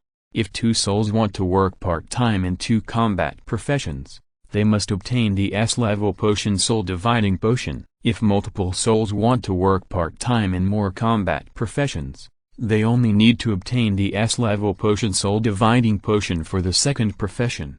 However, if you work part-time in the 3rd profession, you need to obtain the 2 S-level potion Soul Splitting Potion. If you work part-time in the 4th profession, you need to obtain the 3 S-level potion Soul Breaking Potion. If you work part-time in the 5th and more professions, you need to obtain the legendary potion Soul Exploding Potion. Don't even mention those 2 S-level and 3 S-level potions. Even if you want to obtain the S-level Soul Dividing Potion, it's harder than ascending to heaven. Young man, this road is not easy to walk. I suggest that you should be down to earth and concentrate on practicing the assassin profession first. It's best not to have any illusions about working part-time. Yu Junming advised Jin Ke. Boss Liu is really knowledgeable and knows so much about this. Jin Ke got so much information. Of course he had to say a few nice words to this NPC. There is a secret that I have never mentioned to anyone before. Now that I have told you this, I might as well tell you. I am the kind of person with a probability of 1 in several million with a dual soul. My main soul is weaker than that of ordinary people, only about 80%. Don't underestimate this missing 20%. If you fall behind at the start, you will only fall further and further behind later. My path of cultivation has been extremely difficult because of this. No matter how hard I try, my strength is far behind others. In order to make up for this gap, I spent a lot of time collecting all the information about dual souls, and then fantasized that one day I would be able to get an S-level soul dividing agent and open up a 2nd combat profession to make up for the weakness of my main soul. I have worked hard for almost half of my life. Yu Junming smiled bitterly. What happened later? Did you succeed? Jin Ke asked Yu Junming. What do you think? If I succeed, will I stay in the training base and guard this machine every day? Yu Junming shook his head sadly. Jin Ke didn't know what to say. Young man, you are still young. Don't follow in my footsteps. Be down to earth, spend more time than others to focus on your assassin career, and don't have any illusions about part-time jobs. Don't spend too much time on this and waste your life. Otherwise when you reach my age, you will spend every day in regret. Yu Junming advised Jin Ke a few more words. Thank you, Boss Liu. I understand. Jin Ke nodded to Yu Junming. I won't mention the fact that you have multiple souls to anyone, and you must not tell anyone yourself. Otherwise, you will be considered a waste, which will have a great impact on your future in the training base. These few words I said may be difficult to hear, but they are all my personal experience. Yu Junming confessed a few words to Jin Ke. Okay, don't tell anyone anything I said to you today. Just pretend you didn't hear it. Do you understand me? Okay, I swear to God, I will never tell anyone anything that Luo Ye said today, or I will be swallowed by the darkness of the night. Jin would of course keep his mouth shut. Most of the NPCs in the training base swore that they would be swallowed by the darkness of the night,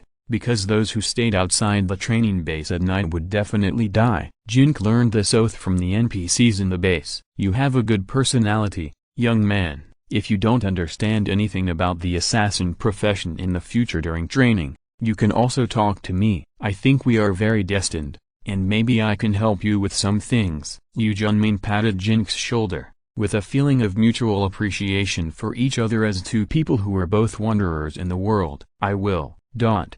Are dual souls and multi-souls so different? Jin Ke looked at the screen of his mobile phone and pondered. If everything is as NPC Liu said, I must find a way to get the soul dividing potion in the future. Otherwise, the starting point is far behind other players, and the gap in strength will only get bigger and bigger. Jin Ke frowned. When he heard that he had multiple souls, Jin Ke was excited for a while, but Liu Junmin's words were like a bucket of cold water poured on his head, making Jin Ke face the reality. It seems that the situation is quite serious. After checking the character attributes in the mobile game, he found that the character's hunger value was very high at this time. You know, it stayed in the energy cabin because of the job change and didn't eat all day. Jin Ke hurriedly controlled the character to go to the canteen of the training base for dinner. After dinner, it was almost 8:30 in the evening. The Assassin Training Center has coaches teaching between 7 and 10 in the evening,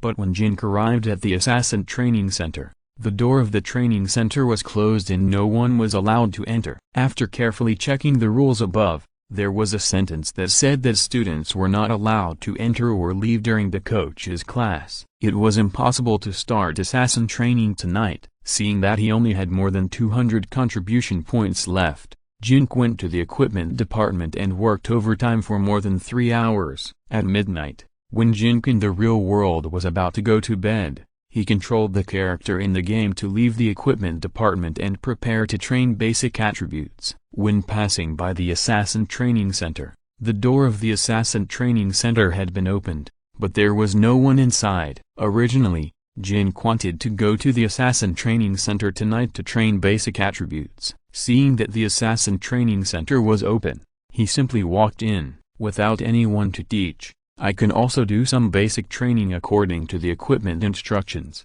right? It's not easy to succeed in the job transfer, so I have to try the newly awakened skills, right? The training center is a hall. As soon as you enter the door, there is a large machine placed on the wall of the hall. Clicking the machine with your finger, you know its name, Output Energy Tester. After reading the description, Jin quickly realized that this is a machine used to test the attack strength of assassins. Next to the tester, there are short knives, daggers, sleeve blades, short forks, short hooks and other assassin weapons tied with thin chains. Select the weapon you want to use and attack the energy sandbag hanging in front of the tester to test the player's energy output value, which is commonly known as the output damage value. After Jin Ke turned on the tester, he took a dagger and confirmed that an energy circuit had been formed between the character's body and the dagger. Then he stabbed the energy sandbag from the front. A value was displayed on the screen above the tester. 5 points. Test again. Still 5 points. Chapter 43. 4 words. I acted like a tiger, but the damage is only 5.5 points. What a scumbag. The initial attack power is too low. Jin Ke sighed. Assassins are all about speed. Wouldn't the damage increase if I cut a few more times? Jin Ke consoled himself again. After playing with the output energy tester, Jin Ke went to other cabins in the Assassin Training Center to see what kind of training programs were there. One of the cabins caught Jin Ke's attention, the simulated park cabin. After entering, there is a long corridor with 7 or 8 cabins on each side of the corridor. The cabin can only be used by one person. You can enter by swiping contribution points. The rent is 5 contribution points per hour. After hesitating for a while, Jin Ke decided to spend 5 contribution points to play in it. It's a game. Park is exciting. Accumulating park experience as soon as possible can ensure that you are invincible in the future. After swiping the card to deduct 5 contribution points,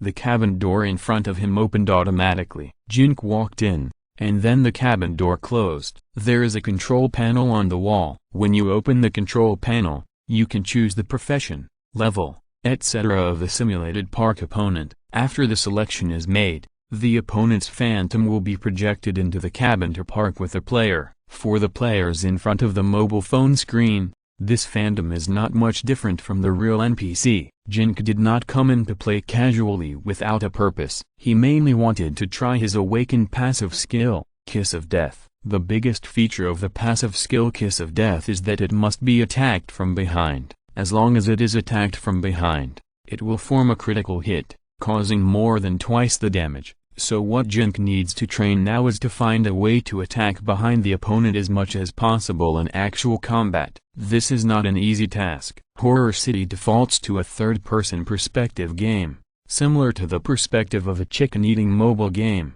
but it can also be adjusted to a first-person perspective or a high-altitude bird's-eye view according to the player's habits. When looking down from a high altitude, the player's field of vision can only see the situation in front of him, and everything behind him will become a foggy state. Therefore, when park, the requirements for operation are extremely high. In addition, there are many buttons and it is incompatible with other games. If you want to fight proficiently, you must find the most suitable perspective and the most suitable operation method. There are two default operation modes in the game when park. One is automatic target locking and the other is manual target locking. Automatic target locking allows players to operate without manually adjusting the direction of the character, always facing the opponent they want to attack. Players only need to control the movement of the character and launch various skills to attack. Automatic target locking is a very convenient operation mode, and it is also the default operation mode of the system. Of course,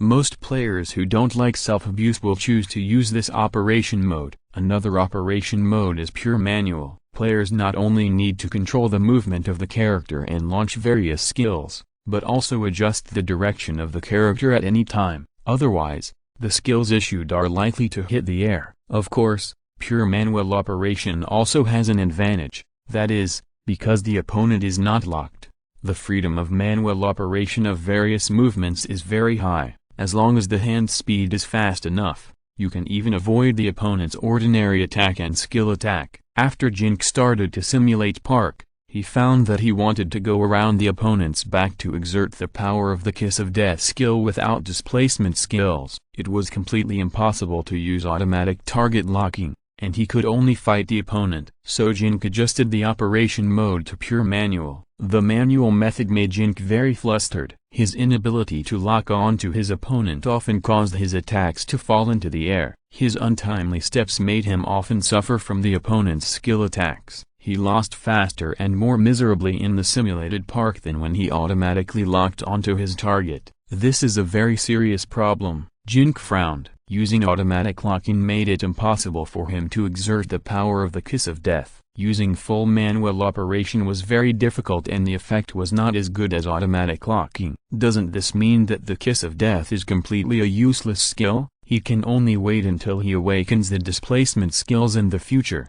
so that he can rush behind the target and launch a back attack in an instant. In any case, he should first master the full manual operation method. The first step is to train to lock onto the target and attack in full manual mode, so that when facing players who use the automatic target locking method, he will have the advantage of freedom. This seems easier, but after playing for a while, Jin Ke always feels like he is torturing himself.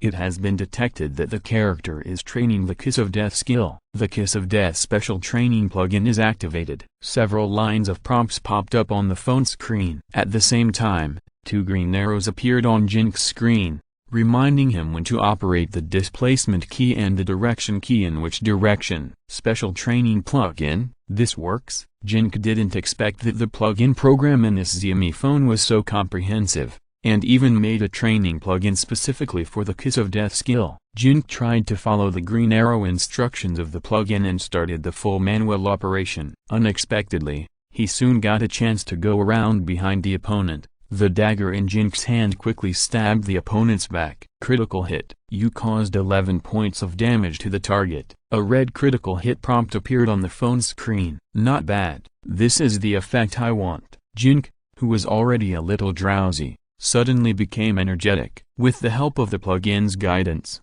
he successfully avoided the attacks of the virtual opponent again and again, went around behind the virtual opponent, and completed critical hits again and again. Although Jin Ke's damage output was very low, the opponent could not withstand his repeated critical hits. Soon, after more than 10 critical hits, the virtual opponent with a health value of 100 points was drained and fell to the ground. Jin Ke won the first victory of the virtual park training, but more importantly, after more than 10 successful critical hits, Jin Ke also understood how the plugin prompt allowed him to successfully bypass the opponent. There are 4 words in total, which can be summarized as a 4-word formula. First, you must be close enough to the opponent, but never let yourself be in front of the opponent. The first word is stick. Secondly, while not being in front of the opponent, swing your weapon to interfere with the opponent. Attack when you have the chance, but mainly harass. It is better not to attack if the opportunity is not good. The second word is disturb.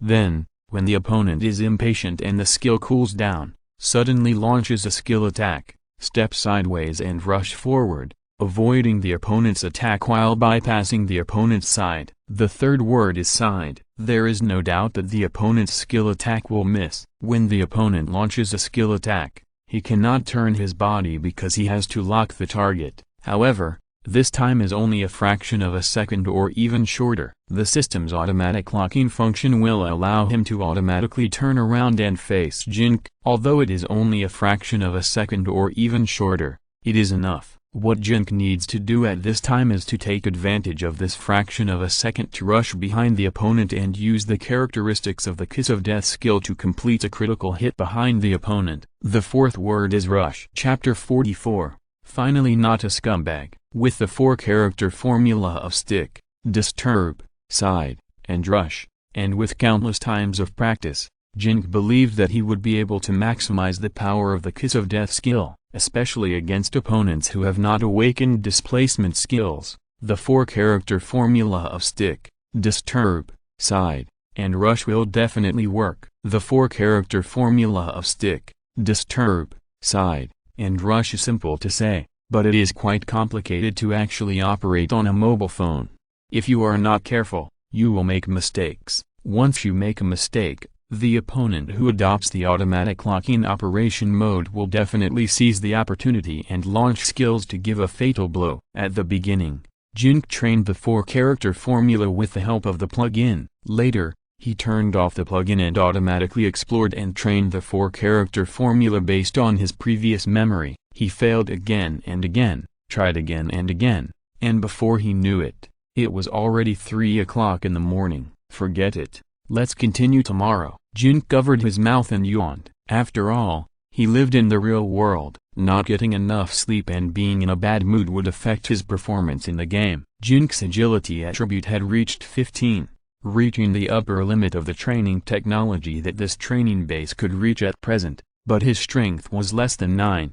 And the influence of strength on the single attack damage value of the assassin was relatively the highest. After leaving the assassin training center, Jin Ke hung up his character in the strength training center and continued to train the character's strength attribute, striving to make the basic output reach 6 as soon as possible, and get rid of the dilemma of being a 5-level scum in combat. After ensuring that there was no problem with hanging up, Jin Ke fell on the bed and fell asleep.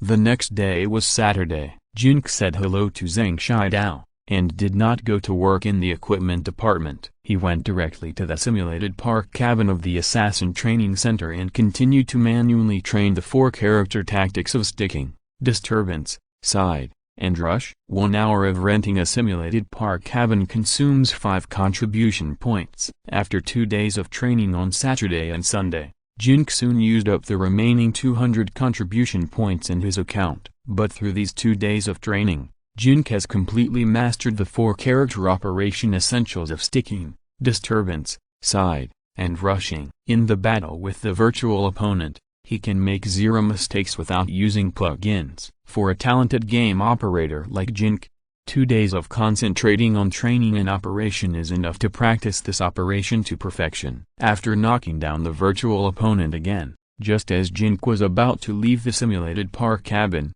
a prompt suddenly popped up on his mobile phone screen. Congratulations on awakening the assassin's active skill, Death Dance. Death Dance. It is activated at the moment the target launches an attack skill, and can quickly go around behind the target. The damage of the attack launched within 1 second after the Death Dance ends is increased by 50%, the dodge rate is increased by 50%, and the target is marked. Each time it is marked, the probability of the energy node behind the target's body appears increases by 20%. Each level of Death Dance increases, the dodge rate increases by 1%.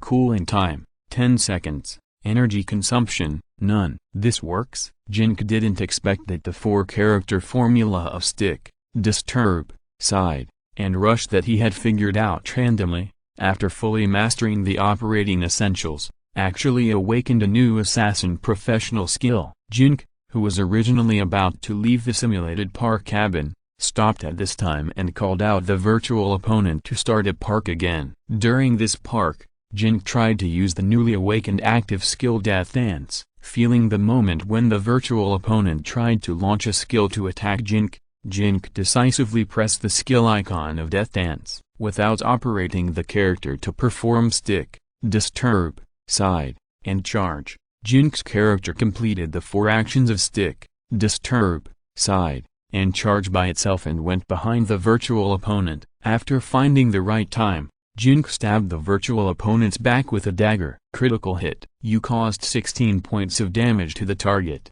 A line of prompts appeared on the mobile phone screen. The initial damage value is about 5. Attacks from behind trigger the kiss of death. Attacks launched from behind will definitely be critical hits, and the damage bonus is about 10. The Death Dance step increases the damage by 50%, and finally reaches 16 points of damage. Very good.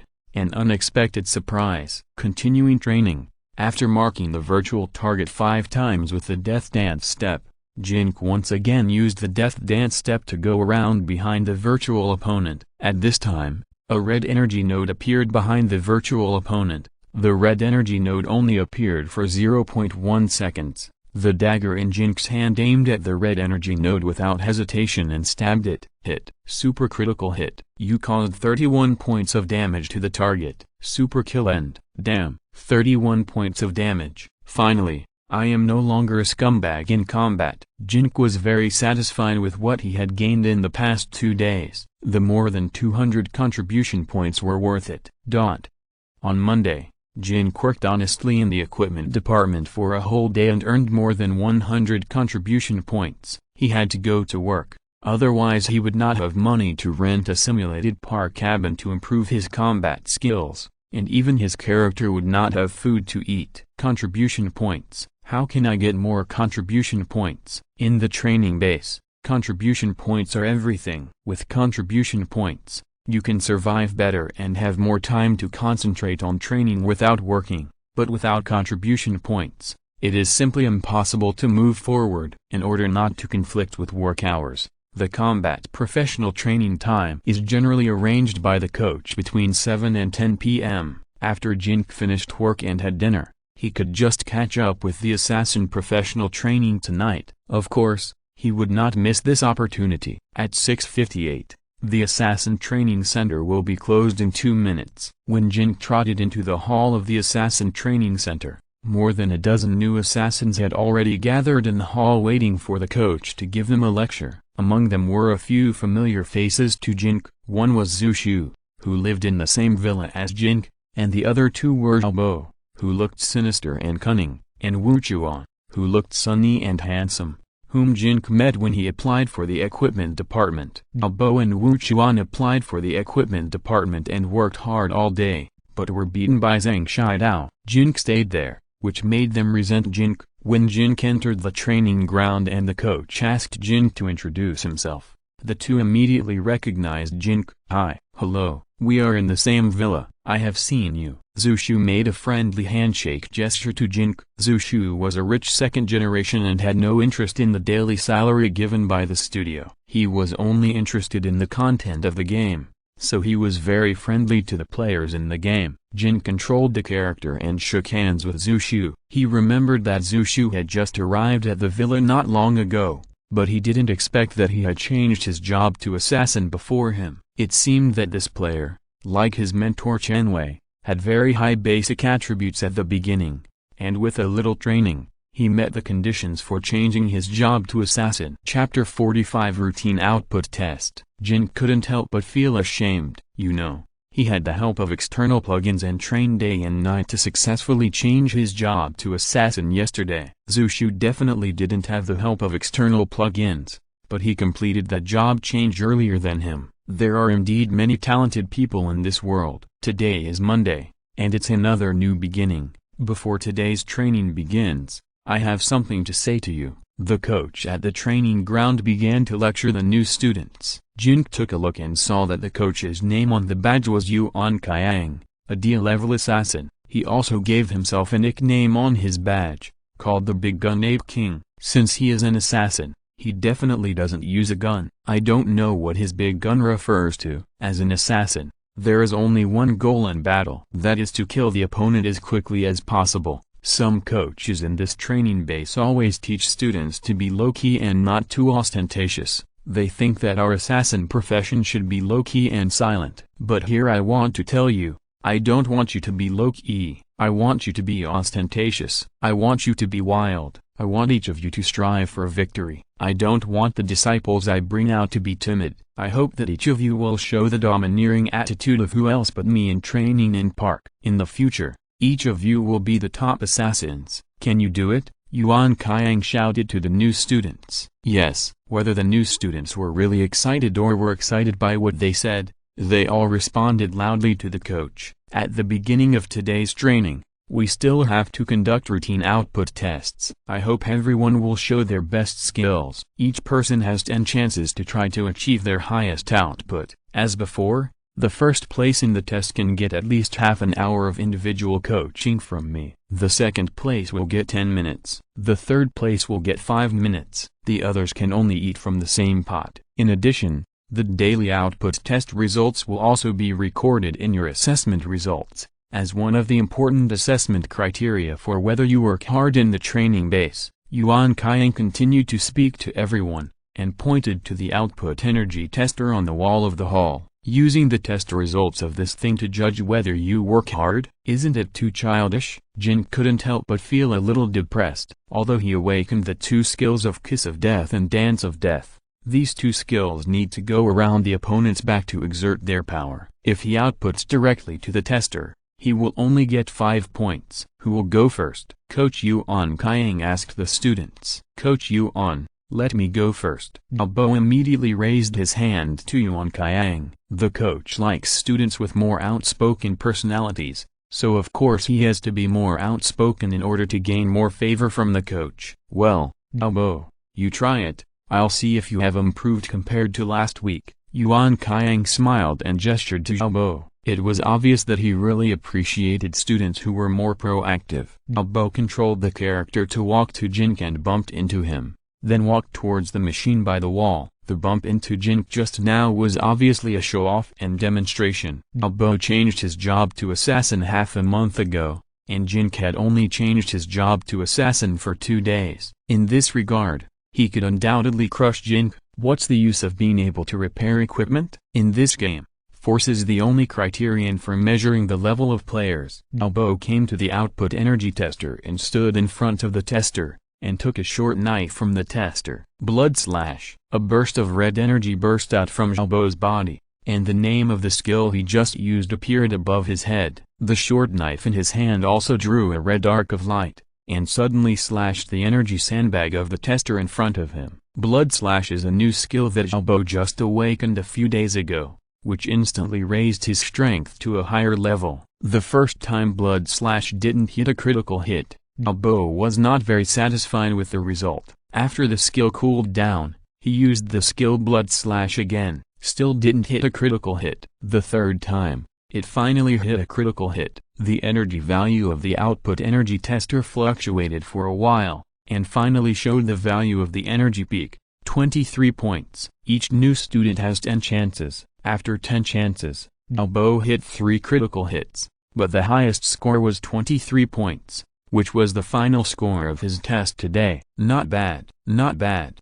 The highest single output has reached 23 points. Luo, you have made great progress after awakening the new skill compared to the last 17 points. Yuan Kaiang praised Luo after checking his output results. Thank you Coach Yuan for your compliments. I will work harder in the future. Luo bowed to Yuan Kaiang according to etiquette and turned back. 23 points? Jin Ke was a little stunned when he saw the result. You know, with the bonus of 2 skills, he only hit 16 points of damage after circling behind the target, and only after 5 attacks hit the energy node did a super energy critical hit of 31 points appear. Unexpectedly, Luo's normal frontal skill attack easily hit 23 points of damage. Excluding the bonus of skills and critical hits, Luo's basic damage is at least about 10 points. Jin Ke's basic damage is only 5 points.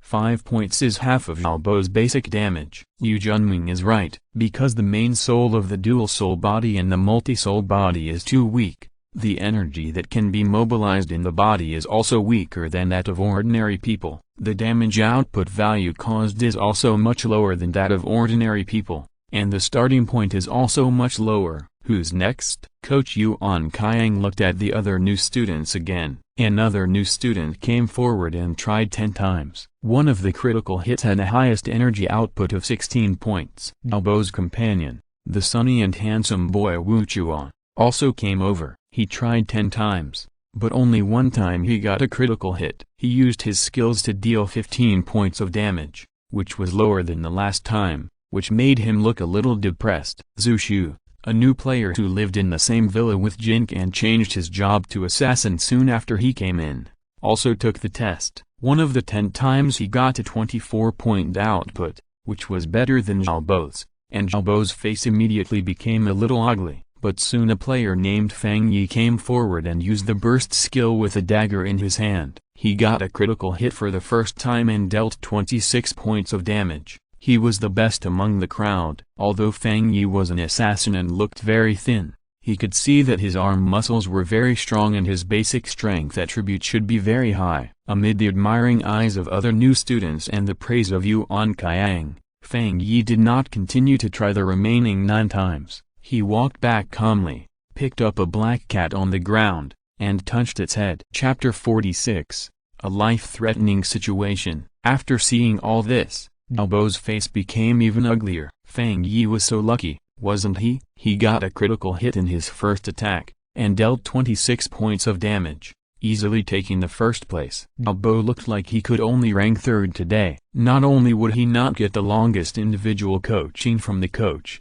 but he would also be lower than Fang Yi in the assessment score. More than a dozen assassin students came forward to test one by one. The one with the highest output was Fang Yi, who was holding a black cat, with 26 points. The one with the lowest output was a boy named Zhang Xiaoming who looked very shy, with only 9 points of damage. I'm sorry, Coach. I've only changed my job for a few days. I haven't awakened any active skills yet. I don't have a critical hit rate bonus. I can only deal basic damage at present. Zhang Xiaoming, who only dealt 9 points of damage, explained to Coach Yuan Kaiang a little embarrassedly. Take your time, don't rush, there's still a long way to go. Coach Yuan Kaiang smiled and comforted Zhang Xiaoming. Thank you, Coach. Zhang Xiaoming bowed to Coach Yuan Kaiang and walked back. According to today's test results, the student Fang Yi performed the best. He is currently the strongest assassin among all our new students. Everyone congratulates student Fang Yi. Coach Yuan Kaiang announced to everyone,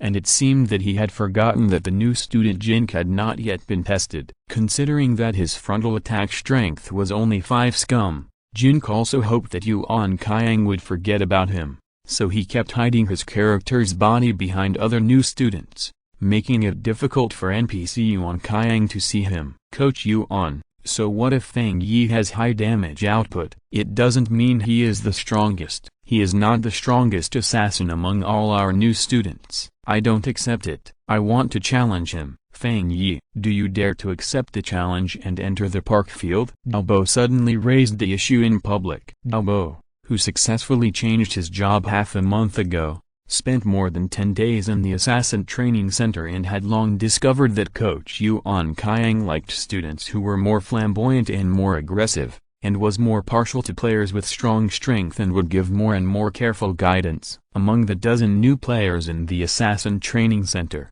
Fang Yi and Zhu Shu were the ones who performed well. Fang Yi was far ahead of other players in the weekly tests, which led to Yuan Qiang paying more attention to Fang Yi in his coaching. This made Luo jealous. After awakening the powerful active skill Blood Slash, Luo practiced hard for a few days and decided to challenge Fang Yi's position as the top assassin rookie today, pulling him down from the throne of the top rookie in one fell swoop, so that Coach Yuan Qiang would pay more attention to him, give him more careful guidance and support from all resources. Okay, I like Luo's spirit of challenge and progress. Fang Yi, are you willing to accept the challenge? Yuan Qiang really praised Luo's behavior. Yuan Qiang deliberately used the results of the output tester as the basis for measuring the level of the rookie students, just to let some rookie students question it, stimulate the competitive spirit of these rookie students, and fight each other so as to achieve the goal of faster progress for all students. Fight then, Fang Yi replied to Luo indifferently. Seeing Luo challenge Fang Yi has already accepted the challenge. The new students can't help but get excited. In the real world, a fight between two people on the street can attract a crowd of onlookers, not to mention the park between two new students in this game of strength competition. Very good. Before the official training starts today, everyone give Luo and Fang Yi 5 minutes to have a one-on-one park to see who is the strongest among our new students. Yuan Qiang announced a few words loudly, making the atmosphere on the field more heated. Zhu Shu looked a little depressed. His test score was second, and now the third and first place are fighting fiercely. It seems that the coach and everyone have forgotten him. Forget it. His purpose is to play games, not to compete with others. This time I'm the banker and bet on myself to win. Double the payout. Is there anyone betting? Luo asked the students. The training center has a simulated park field. In the simulated park field, the players will not suffer any real damage. Before the park, the onlookers can bet with contribution points. Luo, the banker, bet on himself to win, and the double payout means that only those who think he will lose can bet against him. If Luo wins, all the bets belong to Luo. If Luo loses, he will double the compensation for all the bets. That is, buy one and pay two. It doesn't matter if Luo doesn't have so many contribution points and can't afford to pay. According to the rules of the training base, if you lose the contribution points and can't pay them on the spot, you must go to the ecological park to work continuously and are not allowed to come out. The ecological park only provides very poor food. On the premise of not starving to death, you have to work until the gambling debt is paid off. The new students hesitated for a while, and then some of them bet a total of 550 contribution points one after another, betting that Fang Yi can defeat Luo. If Fang Yi wins, they will win back their contribution points twice. If Luo wins, these 550 contribution points will all belong to Luo. You can bet without capital. This is a good way to earn contribution points. Jin couldn't help but feel jealous when he saw all this. What he lacked most now was contribution points. Are there any more people betting? Luo was not satisfied with the stakes. For this kind of park betting between students, the training base stipulated that the upper limit of the bet was 2,000 contribution points, and there was still 1,450 points available. Luo, are you crazy? Are you playing too big? Luo's friend, the sunny and handsome Wu Chuan, was stunned by all this. 550 contribution points. If Luo loses, he will have to pay double to 1,100 contribution points. Wu Chuan knew that Luo only had a few dozen contribution points in his account, and he couldn't afford it at all. If Luo loses 1,100 contribution points, Luo will have to work hard in the ecological park for at least a week to pay off. As a warrior, you must strive to win. Only when you are in desperate situations can you inspire the greatest fighting spirit. I just want to put myself in a desperate situation and then survive, Xiaobo yelled. His tone seemed extremely fanatical and excited. You must face death before you can survive. Well said, Xiaobo. No matter you win or lose, I admire your spirit of perseverance. I believe you will become a super assassin in the future. Yuan Kaiang continued to encourage Xiaobo loudly. Thank you, coach. I will definitely live up to your expectations. Xiaobo was also very excited by the continuous praise. This NPC coach used to be a pyramid scheme, right? How good at brainwashing. A normal person has been brainwashed into a mentally retarded supporting role in a wide novel. Jin Ke shook his head secretly. Chapter 47 Automatically Locking Target, 550 points. No students continued to bet contribution points. The new students in the training base lacked contribution points the most. Every player was short of money. If they bet points beyond their ability, they might be forced to work as free laborers in the ecological park. Most players were unwilling to take that risk. Another reason was that Xiaobo seemed to be sure of winning and seemed to have some hidden cards that would definitely win. This also made the new students a little nervous when betting points, worrying that they would lose everything. After the students placed their bets, the virtual park officially began. Can you two show your health points? It will be convenient for my explanation and for other students to study and learn. Coach Yuan Kaiang asked Xiaobo and Fang Yi. In the game Horror City, no matter NPC, wild monsters, or players, there is no health bar display during park, unless the player takes the initiative to show the health value, or some players with special skills can use skills to check the health value of wild monsters or players. Otherwise the opponent and bystanders cannot understand the real-time health value during park. In a virtual park between players, if neither side shows their health points, and the battle lasts for 5 minutes without a winner, the system will determine the winner based on the ratio of the remaining health points of both sides to the total health points, but the specific values will not be announced. Coach Yuan Kaiang asked both sides to show their health points so that other students can see the park more clearly. I'm fine, Xiaobo said and showed his health points first,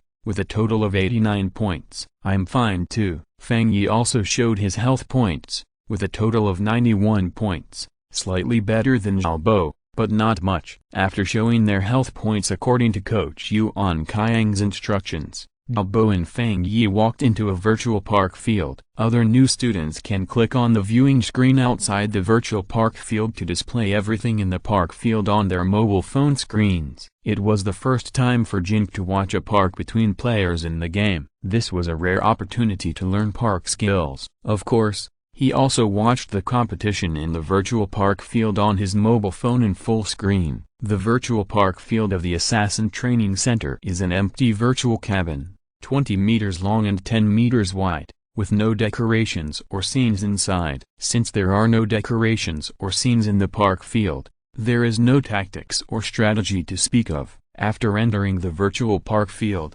there is only one word: do it. Xiaobo and Fang Yi appeared at the hatches on both sides of the cabin. As the electronic sound of 1, 2, start the war rang out on the screen, the two rushed towards each other at the same time. The assassin's health is not high, but the attack damage is very high, so the battle between assassins is often over in a few rounds, and the 5-minute competition time is really redundant. Jin Ke looked at the direction of the two people's rush when they were colliding, and quickly determined that both of them used the automatic target locking operation method. The new students have not experienced too many battles, and their fighting methods are relatively simple. Without any skills, just rush to the opponent and use skills, and have a chance to make up for it, then dodge and wait for the skills to cool down, and then rush up and use skills after the skills cool down, and so on until one of the players falls. The battle between Xiaobo and Fang Yi was the same as described above,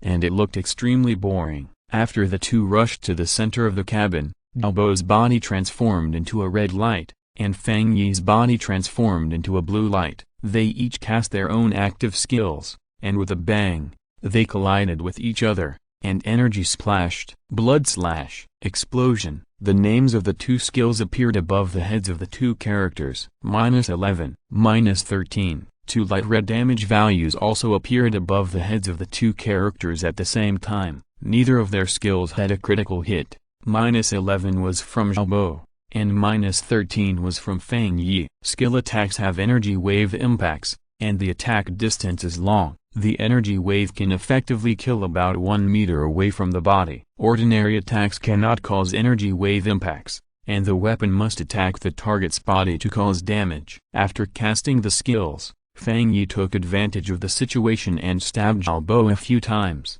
but Xiaobo did not confront him head-on, and retreated several meters to dodge. Fang Yi did not continue to chase, and after another fake stab, he also retreated to dodge. Xiaobo's HP was 89, and Fang Yi's HP was 91. After the first round, Xiaobo's HP dropped to 76, and Fang Yi's HP dropped to 80. Fang Yi had a certain advantage in damage output because of his higher strength attribute. Despite this, Xiaobo was not panicked. It seemed that he had been prepared for this result. Fang Yi was also neither hurried nor slow, and looked confident. After the two skills cooled down, they immediately started the second round of competition. There was no difference from the first round of battle. The red light and blue light collided head-on, and each released skills on the other's body. Fang Yi dealt 14 points of damage this time, and Xiaobo's HP dropped to 62. Xiaobo dealt 13 points of damage this time, and Fang Yi's HP dropped to 67, and the difference in the remaining HP of the two sides widened further. After the second round, neither of them pursued, and both chose to retreat. Soon the third round began, and the energy waves caused by the skills of both sides collided again. Fang Yi's explosion was a critical hit. The 25 points of damage instantly reduced Xiaobo's HP to 37. Xiaobo's blood slash still didn't hit a critical hit, and the 12 points of damage reduced Fang Yi's health to 55. With a 20-point advantage in health, Fang Yi became more calm. He still didn't use normal attacks to chase Xiaobo, but retreated a few steps as in the second round, waiting for his skills to cool down. Xiaobo seemed a little impatient. His character kept moving in place while waiting for the skill to cool down, but because both of them chose the automatic target lock operation method, his movement was meaningless, and Fang Yi's character always automatically locked Xiaobo. The skills of the two cooled down again, and the fourth round of battle began. Like the first 3 rounds of battle, neither of them had any gorgeous displacement, and they still collided head-on with their skills. The critical hit rate of Fang Yi's skill explosion was obviously higher than that of Xiaobo's blood slash, or he had some kind of passive skill that could increase the critical hit rate, and he was also very lucky, and hit a critical hit again in the fourth round. The 26 points of critical damage instantly reduced Xiaobo's health to 11 points. It was already in danger. In the fourth skill attack, Xiaobo's blood slash finally hit a critical hit, and the 23 points of critical damage reduced Fang Yi's 55 health points to 32 points.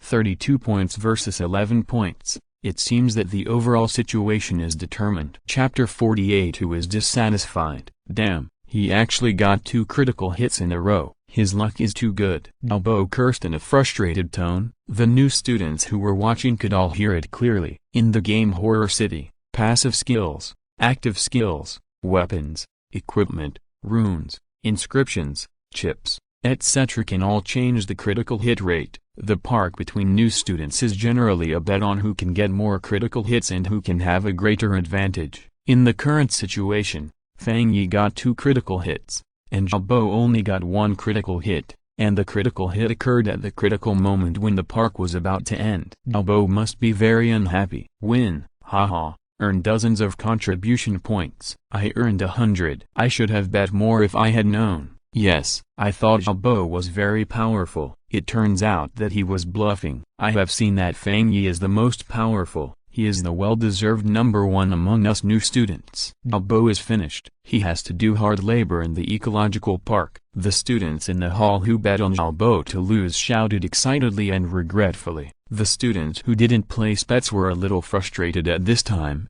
regretting that they had lost a chance to easily earn contribution points. At this stage of the park, Fang Yi had completely mastered the initiative. The 32 health points compared to the 11 health points made him worry-free. you should know that his normal attack damage is between 10 to 13 points. In this case, even if he attacks normally, there is a high probability that he will deal more than 11 points of damage indirectly and Xiaobo.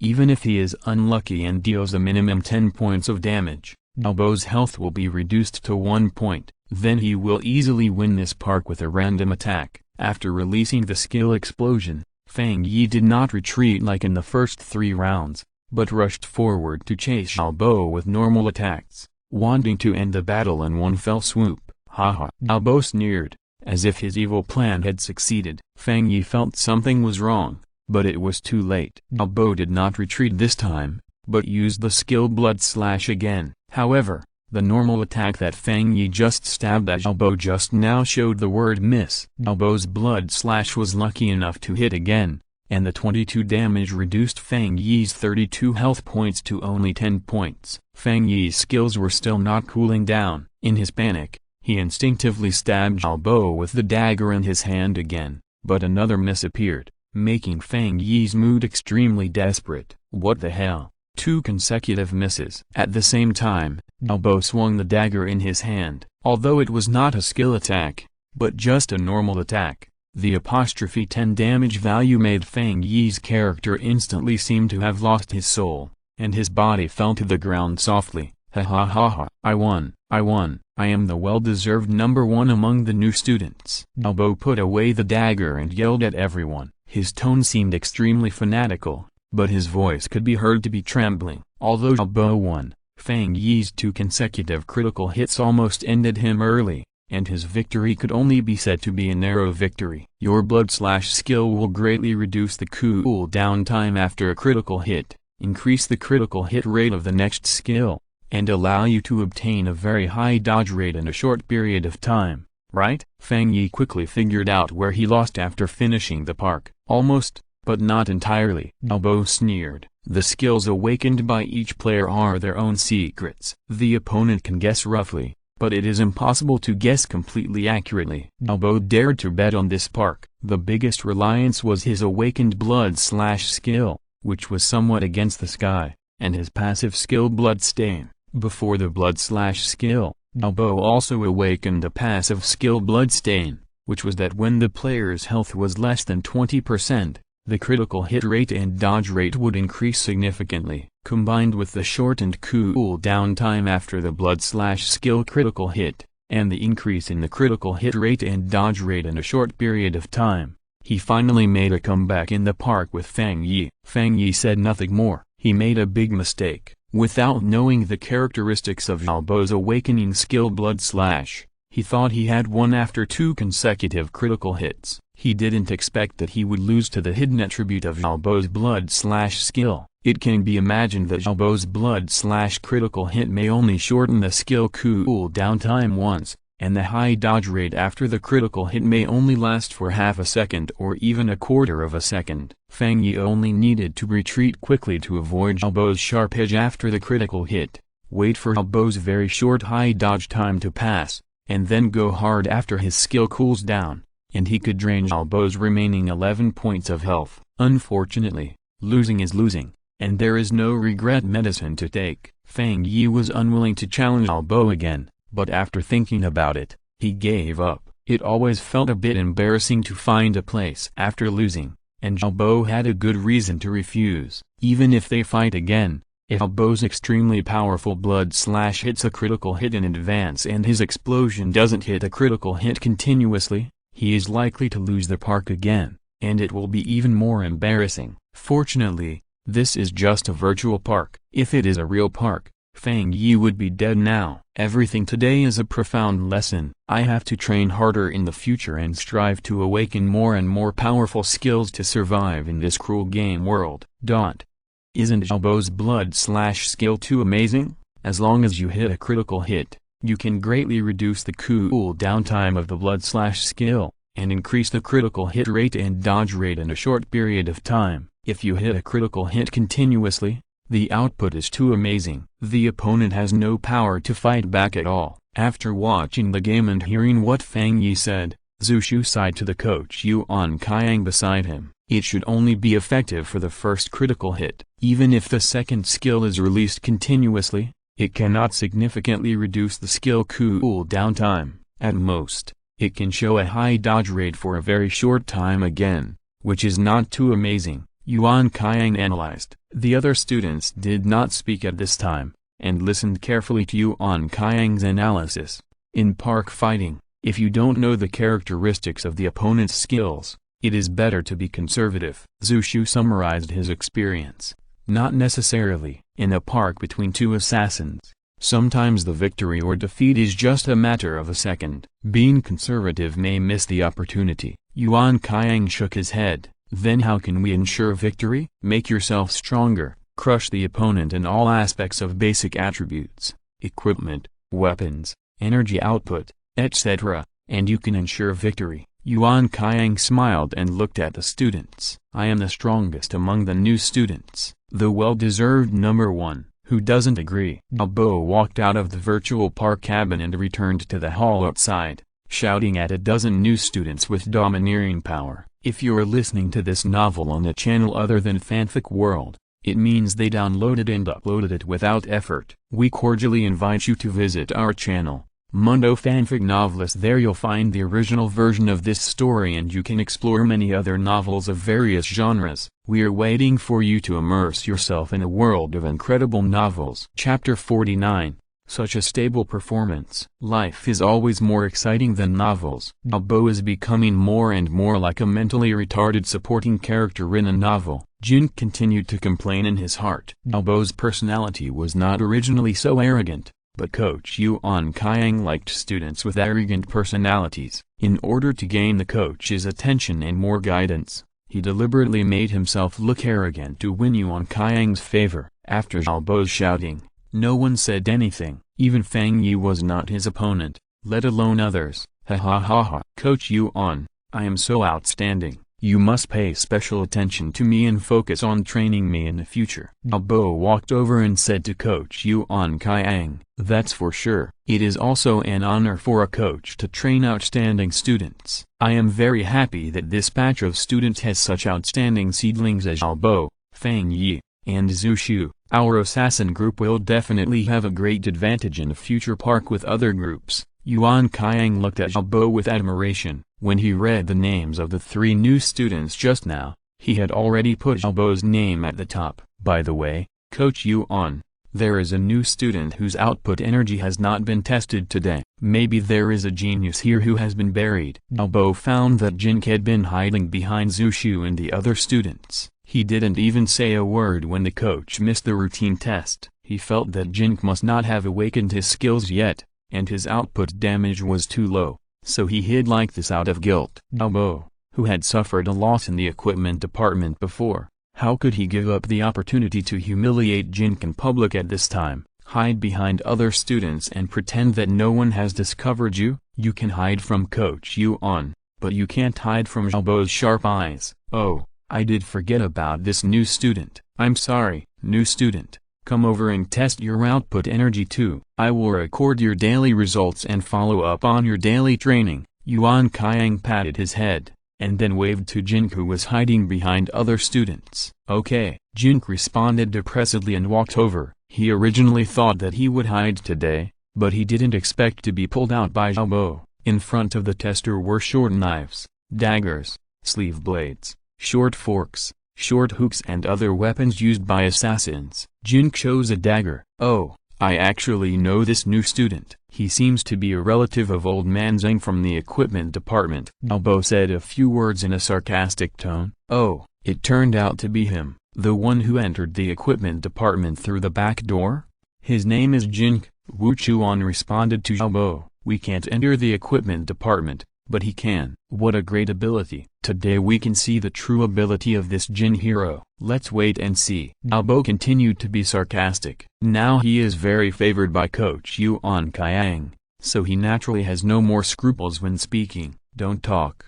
Maybe Jin hero will explode more than 100 points of damage with one knife, which will scare all of us. Wu Chuan also followed suit. Today, Jin Ke must be embarrassed and humiliated in public. It would be best if it was like the last time they were kicked out of the equipment department. After being humiliated, Jin Ke would be too embarrassed to enter the assassin training center again. Jin Ke was speechless about these two people. He really didn't expect that he, such a low-key person, could offend two players just by applying for a job in the equipment department. But Jin Ke didn't bother to pay attention to them. He played this mobile game mainly to make a living and support Xue'er, not to compete with anyone. Jin Ke did not awaken the active skills that could directly strengthen the attack or increase the critical hit rate. After choosing the dagger, he could only control the character to pull the strength bar to the maximum. And then the dagger suddenly stabbed the energy sandbag in front of him. The energy value of the output energy tester fluctuated for a while,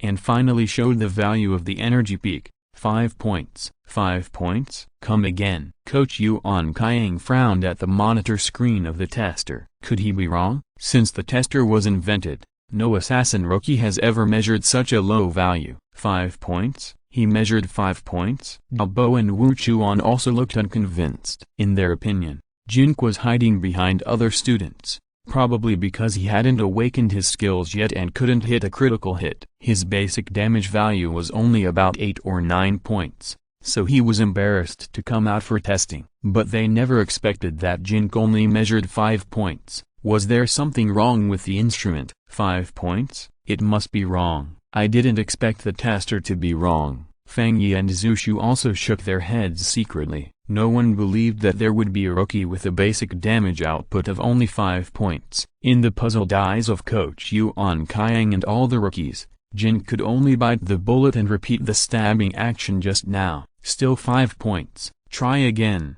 Still 5 points. Jin simply finished all 10 tests in one breath.